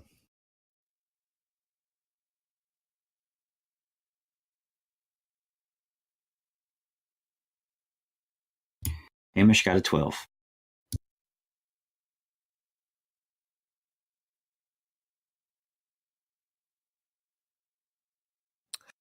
Whifford got a 4.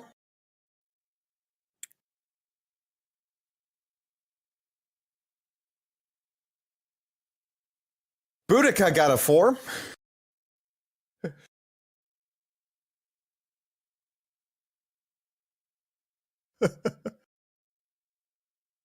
I think we might be in trouble. And Karen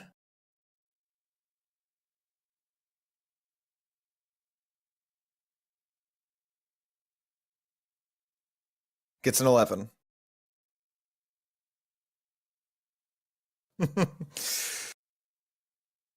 All right.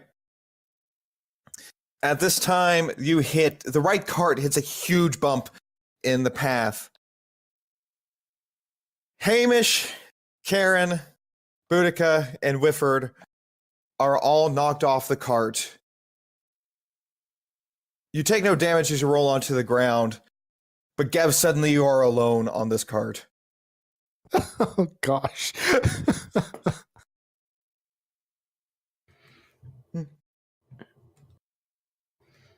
That is not good. As Beldir sees his friends rolling on the ground as we run away. One moment, please.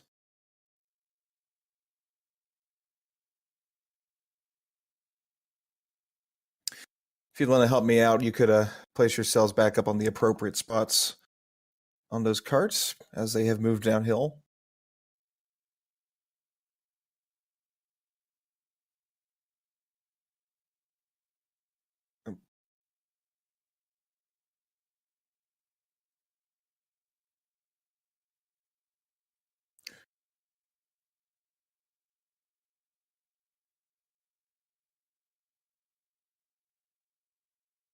As the right enemy cart hits the same bump, the dead body falls off.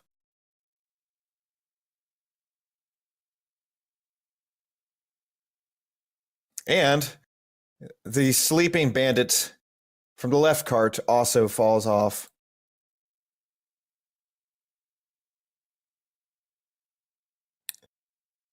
Ooh, does he take damage? No. He seems to be a pretty hardy guy. And sleeping well. All right. As Karen, Hamish, Whifford, and Boudica fall off the cart, they roll into the dirt behind and watch as all the carts get speed back after the other carts. Beldir, it is now your turn. This is what I get for trying out new spells. And then he'll reach into his component pouch, pull out a poker iron, and cast grease on the underneath the horses on the left cart, Okay. attempting to trip them up and the cart fail catastrophically. That'll be a dex check for 14. Okay.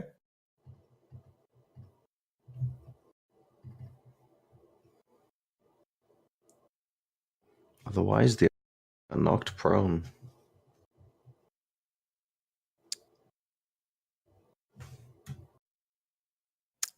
Okay.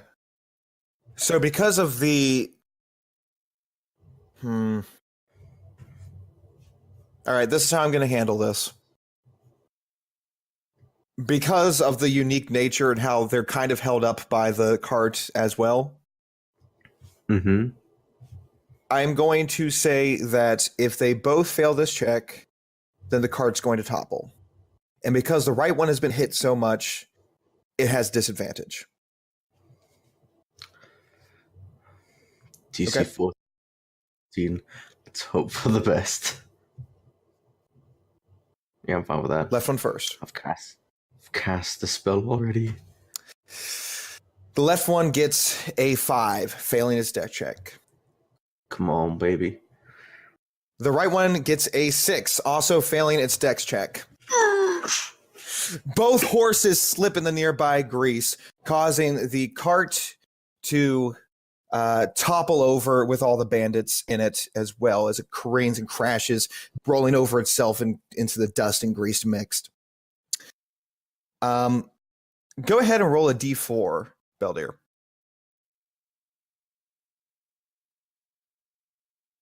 That'd be a 1. Each one of the bandits takes 1 damage as they fall to the ground. Okay.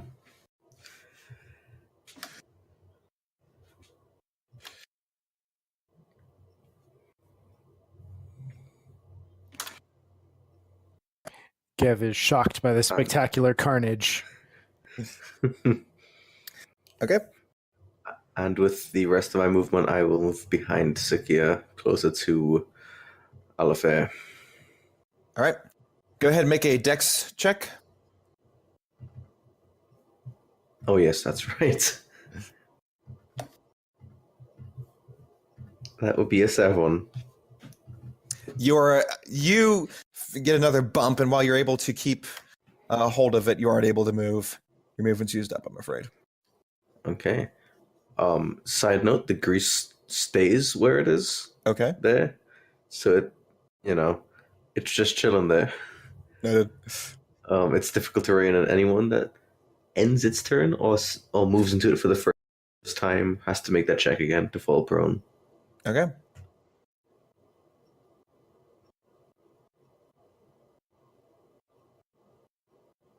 One of the bandits that just fell prone angrily aims a crossbow at you, Beldir.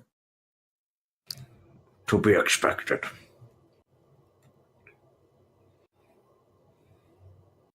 Natural 1.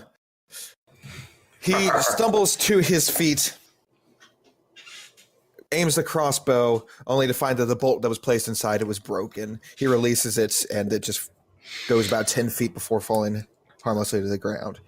He growls in frustration. Belder waves at him cheekily. Don't taunt them. That's just bad manners.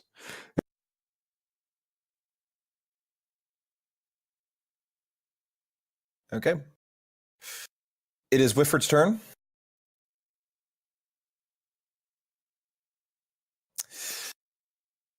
Whifford gets up from the dust, looks over to Boudica. Who taught you how to drive? He looks over to the recently deposited bandits and casts Fireball. Whoa!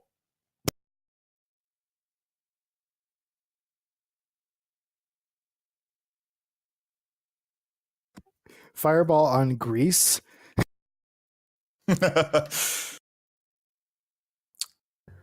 Yikes. Wow, you low rolled that damage, boy.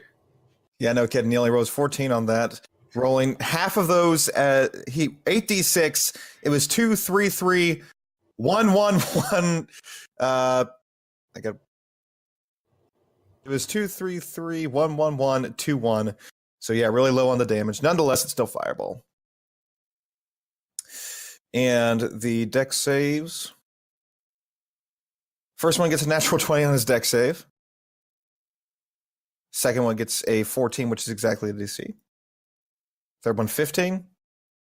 Fourth one, 14. They all make it. So they all take 7 damage from the Fireball. Except the one in the grease, which has now been caught on fire. He was the one that also had the crappy crossbow bolt. He's just having a bad day. Yep. As the grease around him immediately sets on fire, I want you to roll a d6, Beldir. That would be a 6. All right. This one perishes within the flames.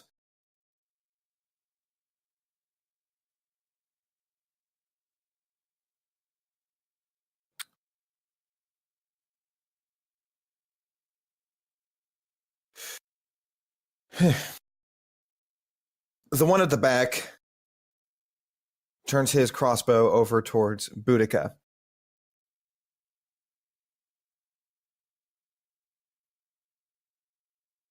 Who gets another natural 1? The crossbow flies towards Boudica, and she catches the bolt, flips it around in her hands, throws it right back at him, killing him as it goes through his neck. This is all while she's still getting up, by the way. Gev, you are currently in a driverless cart careening out of control. You are the only one left in. What would you like to do? I'm sure Gev is not panicking at all. He's totally panicking.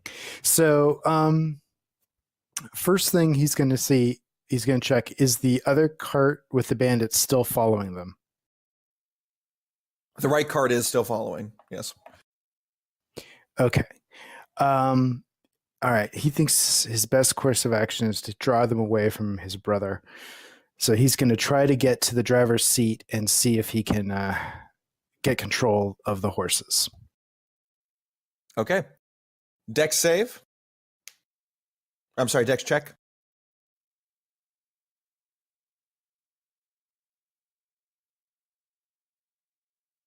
You There's a 9. You are unable to continue moving. There's another bump hit, and your movement is lost for the turn as you stumble and try to get back up. He curses under his breath.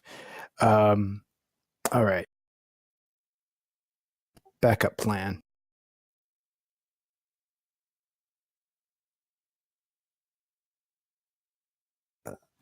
I think it's just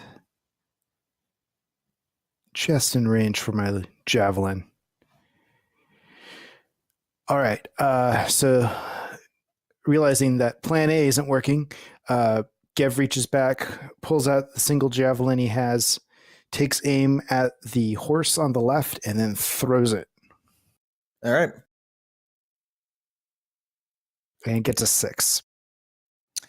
The javelin misses by a mile.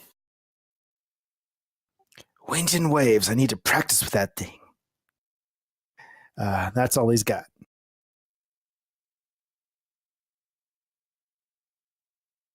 The bandit on the end of this cart takes aim at Dobe with his light crossbow and fires. 11 to hit. That'd be a miss.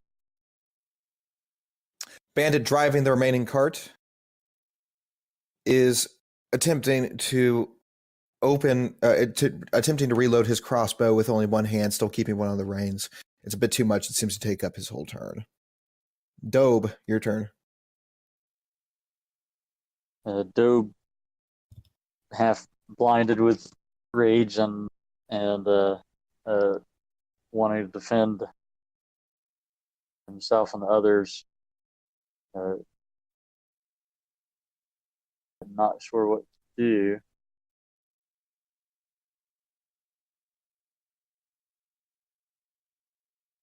Jumps off the back of the cart. All right. Approaches go ahead. Make a dex save when you do. You've got to be kidding me, Dobe. Beldir will say as Dobe jumps off the back. I rolled an 11 for the dex save. Okay. You lose your footing as you jump off the edge of the cart, and you tumble to the ground. So that will take up half of your movement as you get back up. So half total or half plus what I moved? Half plus what you moved, yeah. So if you have 30 movement, you now only have you now only have 10 left. So I had 25 left, and I lost half of it. Well, you lost 15. You lost half of your total movement. Okay. Oh, half my. Okay, I'm sorry. Yeah. So my movement's 35. Okay, so that's half rounded down. So 15. 17. Yeah. Okay. I think Sorry it's about effectively the same thing. Yeah, I'm sorry. Yeah, you're fine.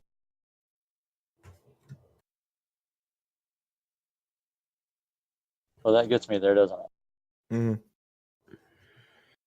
So Dobe's going to go to the nearest bandit. and punch at his head.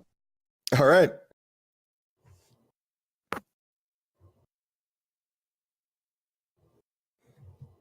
And he rolled a 20 to hit. Total. That'll hit. 3 damage. And that is exactly enough to take him down. Go ahead. As the bandit is desperately trying to reload his crossbow, you come up to him and slug him across the face. He falls in front of the grease fire. Before he gets a chance to fall, as a bonus action, I use a grapple on him. Okay, you can grab him. And that'd be a contested strength. He's either dead or unconscious, so there's no contest. And so I'm holding him now between myself and this closest bandit and these others on the cart, so 3/4 cover. Okay. So I assume you're going for a non-lethal punch then? No. I didn't even think he didn't even think about it. Okay, accidentally killed you. Yep. I'll allow you to do that. You use him as a human shield against. Did you want to do that against the cart that's still going by, or against the remaining bandit who has not been downed? I guess probably it'd be 3/4 to the cart and half to the remaining bandit. Then would that make sense? You're a pretty big guy. You're a pretty big guy. It's going to be half either way. Okay. Oh, you mean whoever I'm facing? Yes. Gotcha. It's to the cart then. Fair enough.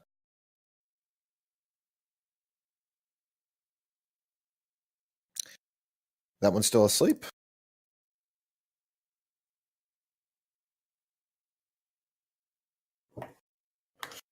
The one nearby you, Dobe, looks at the crossbow, points at you, points it back towards Boudica, Hamish, and Whifford, looks around, and he throws it on the ground, putting his hands up.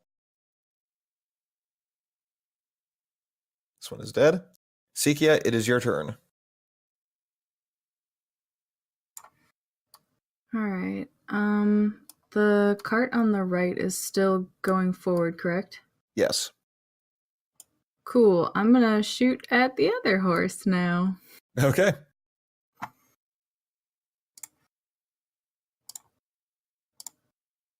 That's an 11. An 11 still hits, actually. Go for it. Cool. Total of 9 again. Roll a d20. What am I doing? Losing my mind today. That is a 10. All right. The horse, having taken significant damage, still manages to keep running without losing its footing. Okay.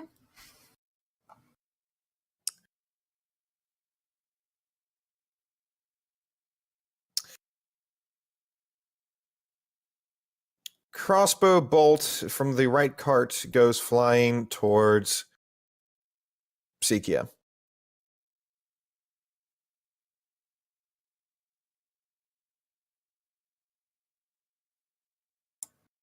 That misses. That 9 misses. Yep.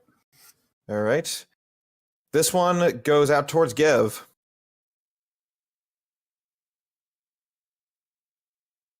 $13.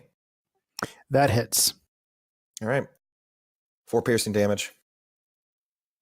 As you're trying to keep your balance on the cart, suddenly pain shoots through your arm as a crossbow bolt has landed behind your shoulder, just a little bit under the arm. Give curses. Hamish, your turn.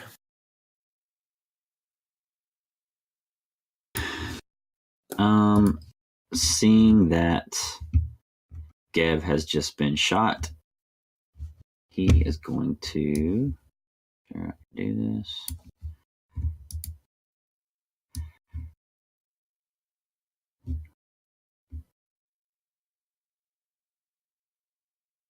Run as far as he can this way. Hold on a second. Make sure that's right. 30. One more.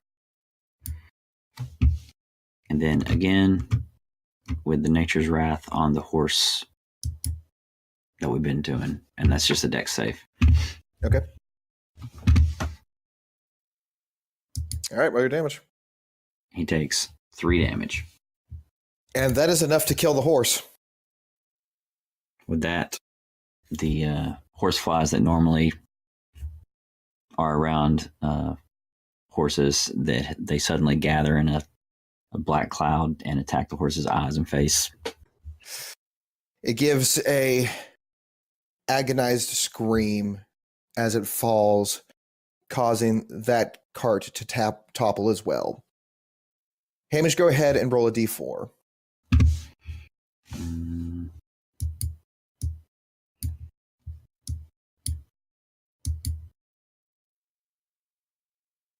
All right. They each take 2 damage as they fall to the ground.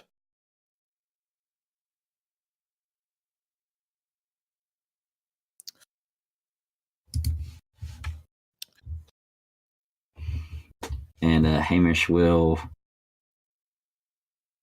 suddenly come out of his adrenaline-fueled rage, look around and see that he's standing by himself, and just bang his shield and stand there like an idiot. All right.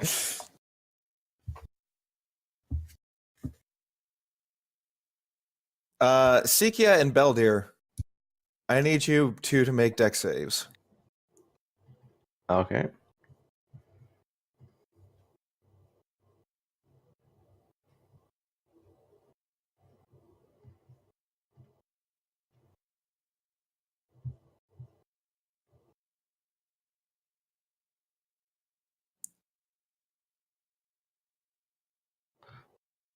Um, 12 for Beldir. Hey, DJ, can I retcon a little bit? Sure. Would you allow me to, because I didn't know that this spell was a bonus action, to cast Winter's Coat? I don't know what it does. Can you put up the card real quick? Sure, let me see if I can click it. There it is.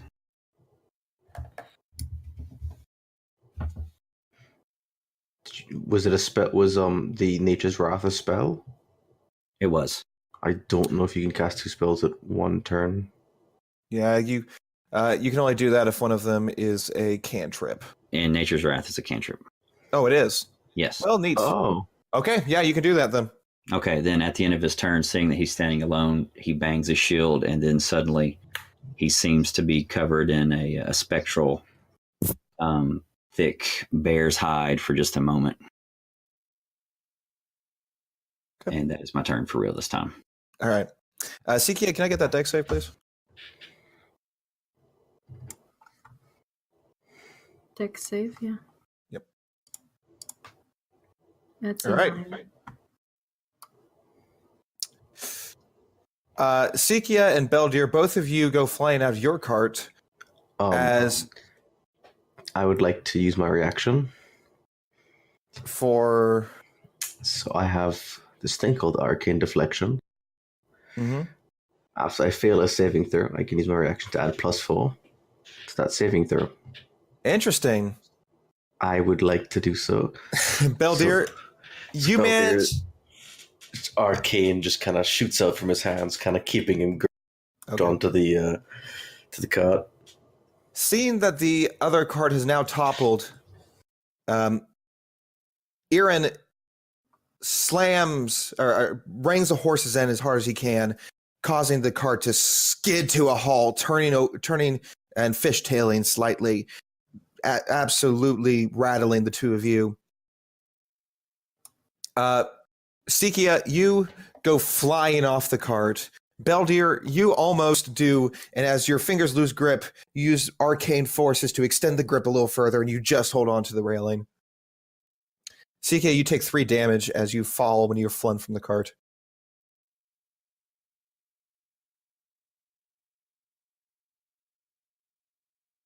And as for Gev, While all the other carts have stopped, there is nobody driving yours. You continue to be carried away on your own cart down the road. Actually, I've got this, no problem. That's about right. All right. Beldir, your turn.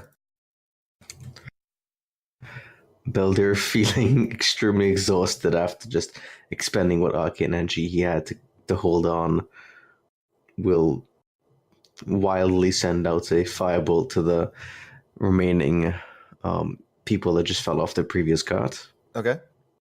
Are they all prone? Yes, they all currently are prone. So this will be a disadvantage. Does an 8 hit? An 8 misses, I'm afraid. It goes over their heads. That'll be it.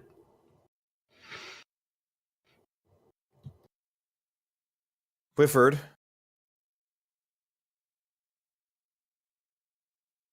Is going to firebolt as well, aiming at the bandit who threw down his crossbow.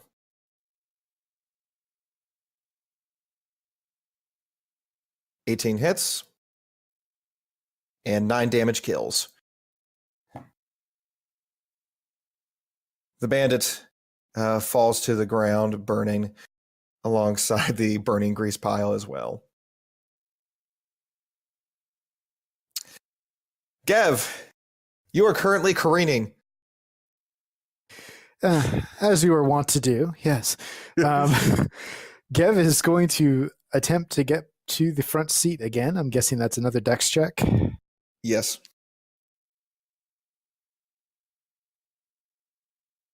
$10.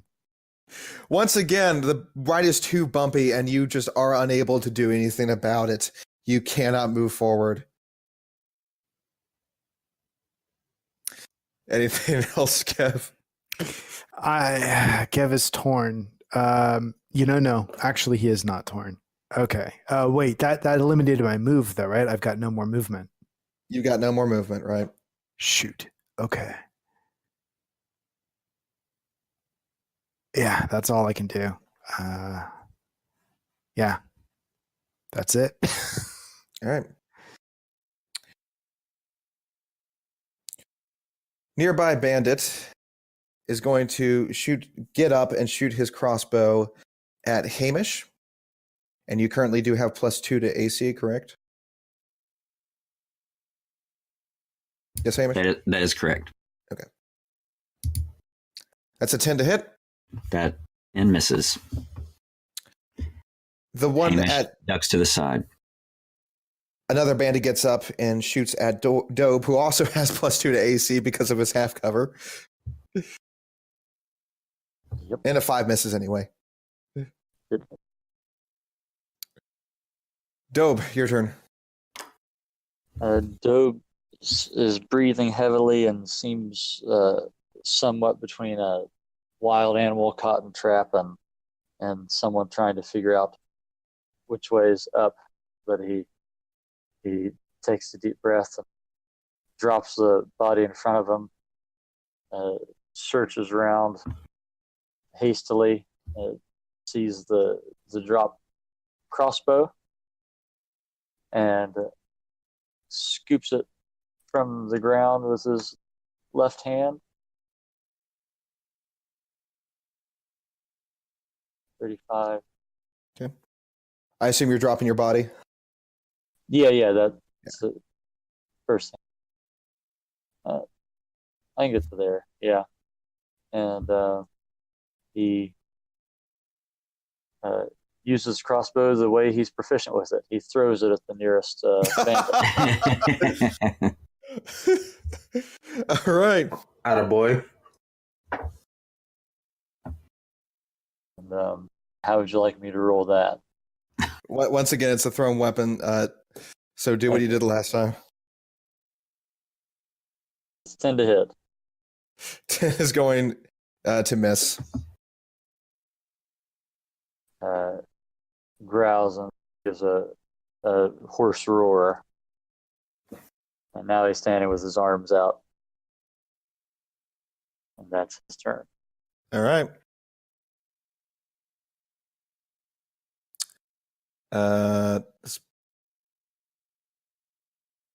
a sleeping bandit, so it's Sikia's turn. Sikia will get up and dust herself off before picking up her crossbow again and go ahead and just fire at that guy. Why not? Okay. Sorry, I said crossbow, but I meant the other bow. Okay, That's a Truax bow. 12. Yeah. 12 just hits. Cool. That is a 4 plus the 3. That is 7. All right. You release the arrow, and it hits the shoulder of the nearby bandit. Anything else? Nope. This bandit over here is... Yep. He's going to make a run. He draws a scimitar and runs straight at Hamish.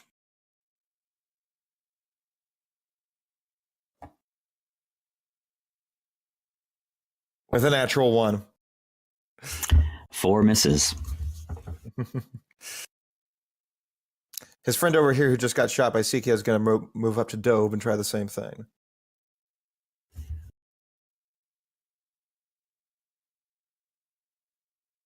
Uh, 14 to hit.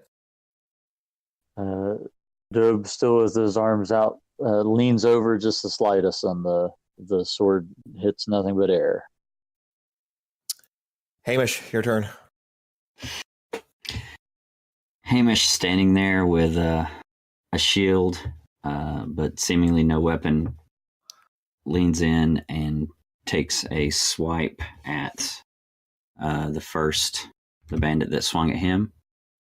And no one else probably sees it, but Dobe notices that it seems like his teeth have grown into fangs and his hands have grown into claws, and he misses gloriously.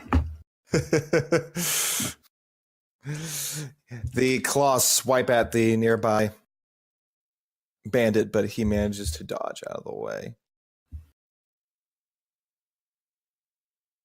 And that is my turn. Gev, your cart continues to careen, and you see that the horses are leading you towards a stand of trees that are too close together for the cart to get through.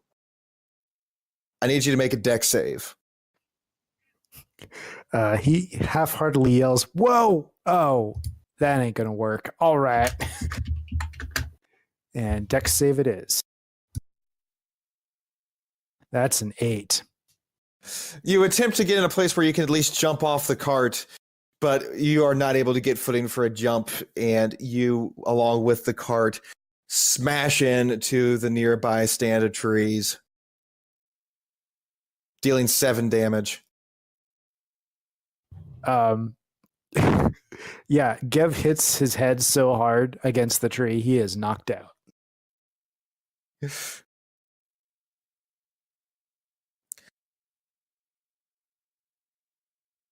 And if I wasn't playing him, that'd be hilarious. Oh, it is. It is hilarious. Beldir. What has my cart? My cart has stopped, correct? Yes. Beldir will just casually, no, not casually, frantically run out the back of the cart and just try to spot where everyone's gone, what's happening.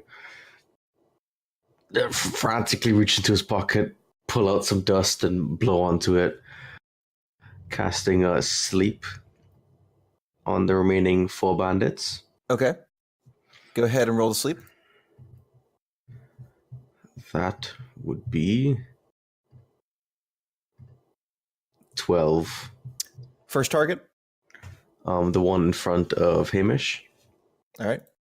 Hamish, you watch as that one instantly falls unconscious in front of you. Second target. In front of Dobe. Hamish feels powerful. that falls. That sends it to sleep as well. You are unable to send any others to sleep. Okay. And then Bildir will kind of back up, fall prone onto the cart, and hope no one sees him. DJ, I think we lost Boudica in the turn order. Boudica and Irin are sort of the same thing. They're doing the same thing Karen is. They are. Gotcha. Okay. Yeah.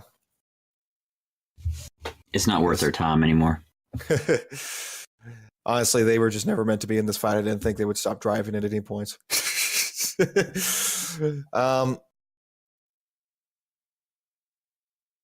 Yeah.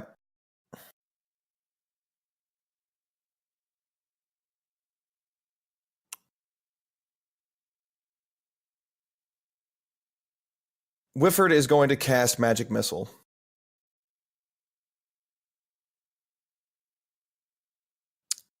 And he is that's actually going to be just enough to kill the remaining 2 bandits. As missiles shoot out of his fingertips, the remaining 2 are struck down. You are left with 3 sleeping bandits, a bunch of dead ones, and a Grease fire. And a grease cover fire, 3 broken carts, and an unconscious Gev, and a partridge on a pear tree. You are still in initiative order. What would you like to do? Oh, actually, I know what you want to do. Gev, roll a death save.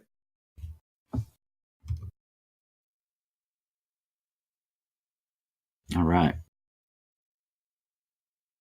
Go ahead and tell. Oh, sorry. You're fine. It's 16.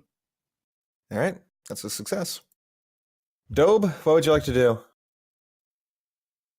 Well, after the one swung at him, he's hardly going to be able to save himself from grabbing a hold of him by the scruff of his collar and yanking him up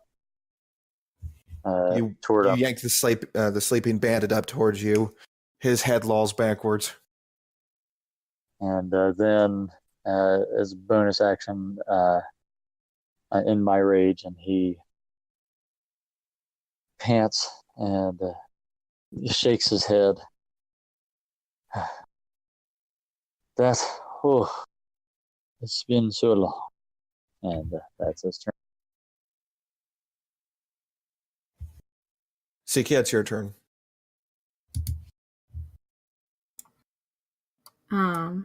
Sikia will kind of look around, and as soon as she sees Gev out cold, she's going to go as far as she can to get to him. It's not all the way. I think it's can only get like there, but on my way. Hamish? Hamish is going to dash to Gev. Okay. There. Beldir? Oh wait, that's right. I could have dashed. Right? Yeah, you could dash up there. Okay. In that case, I'll get all the way there. I just can't do anything. Right? Yeah. Okay. Beldir will just hop at the back of the cart, look around, see what's happening. We'll go join Dobe. He'll dash over to Dobe to help either secure the bandits or we'll start to secure the bandits and we'll pull out some. He doesn't have rope. He'll just help. Right. Gev, I need a death save. All right, here we go.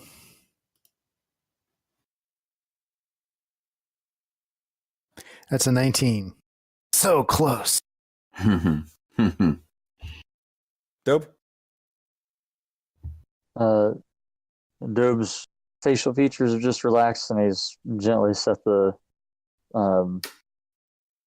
bandit back on the ground, and he's just looking at his hands, and unless Beldir would tell him what to do. He's not. He's obviously at a loss for what to do next. Beldir would have his gutting knife out and just either ready to finish them off or tie them up. Let's secure them. Sikia? Enough have died today. Let's tie them up, and that's what he would. So remind me again, how did Gev get down to nothing? Did he crash? Yeah, he careened into some trees and crashed the cart. Looking around, the horses seem to be pretty severely injured as well. Okay, so it looks like he hit his head or something. Yeah. Okay. Sikia is going to freeze up and not do anything. Okay. Hamish. Hamish can't get there this turn. I guess, hold on, 30. Yeah, I can. You're starting from the wrong spot, though. Oh, my bad. So he's going to dash up next to him, but can't do anything once he gets there. Okay. Since Beldir and Dope seem to be pretty much focused on the bandits, we'll go ahead and skip you for now, if that's okay. No problem. Yeah, I'm Gev? just walking to your rope and going back to talk. I need a death save. All right. That's a 10. That's another success. You are unconscious but stable. The party looks around at the destruction wrought. All but one of the carts have been pretty thoroughly destroyed. Several horses are injured or dead. All of the bandits have been incapacitated, not all killed. 3 are still alive, but are currently being tied up. Chaos everywhere. There's a grease fire. There is blood. Just general chaos.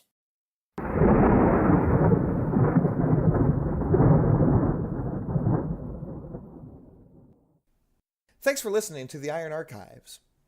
Please consider supporting us on Patreon. Your generous contributions allow us to continue to make these podcasts. Patrons receive unique content from the world of Mendria, such as art and lore. Thank you for your support.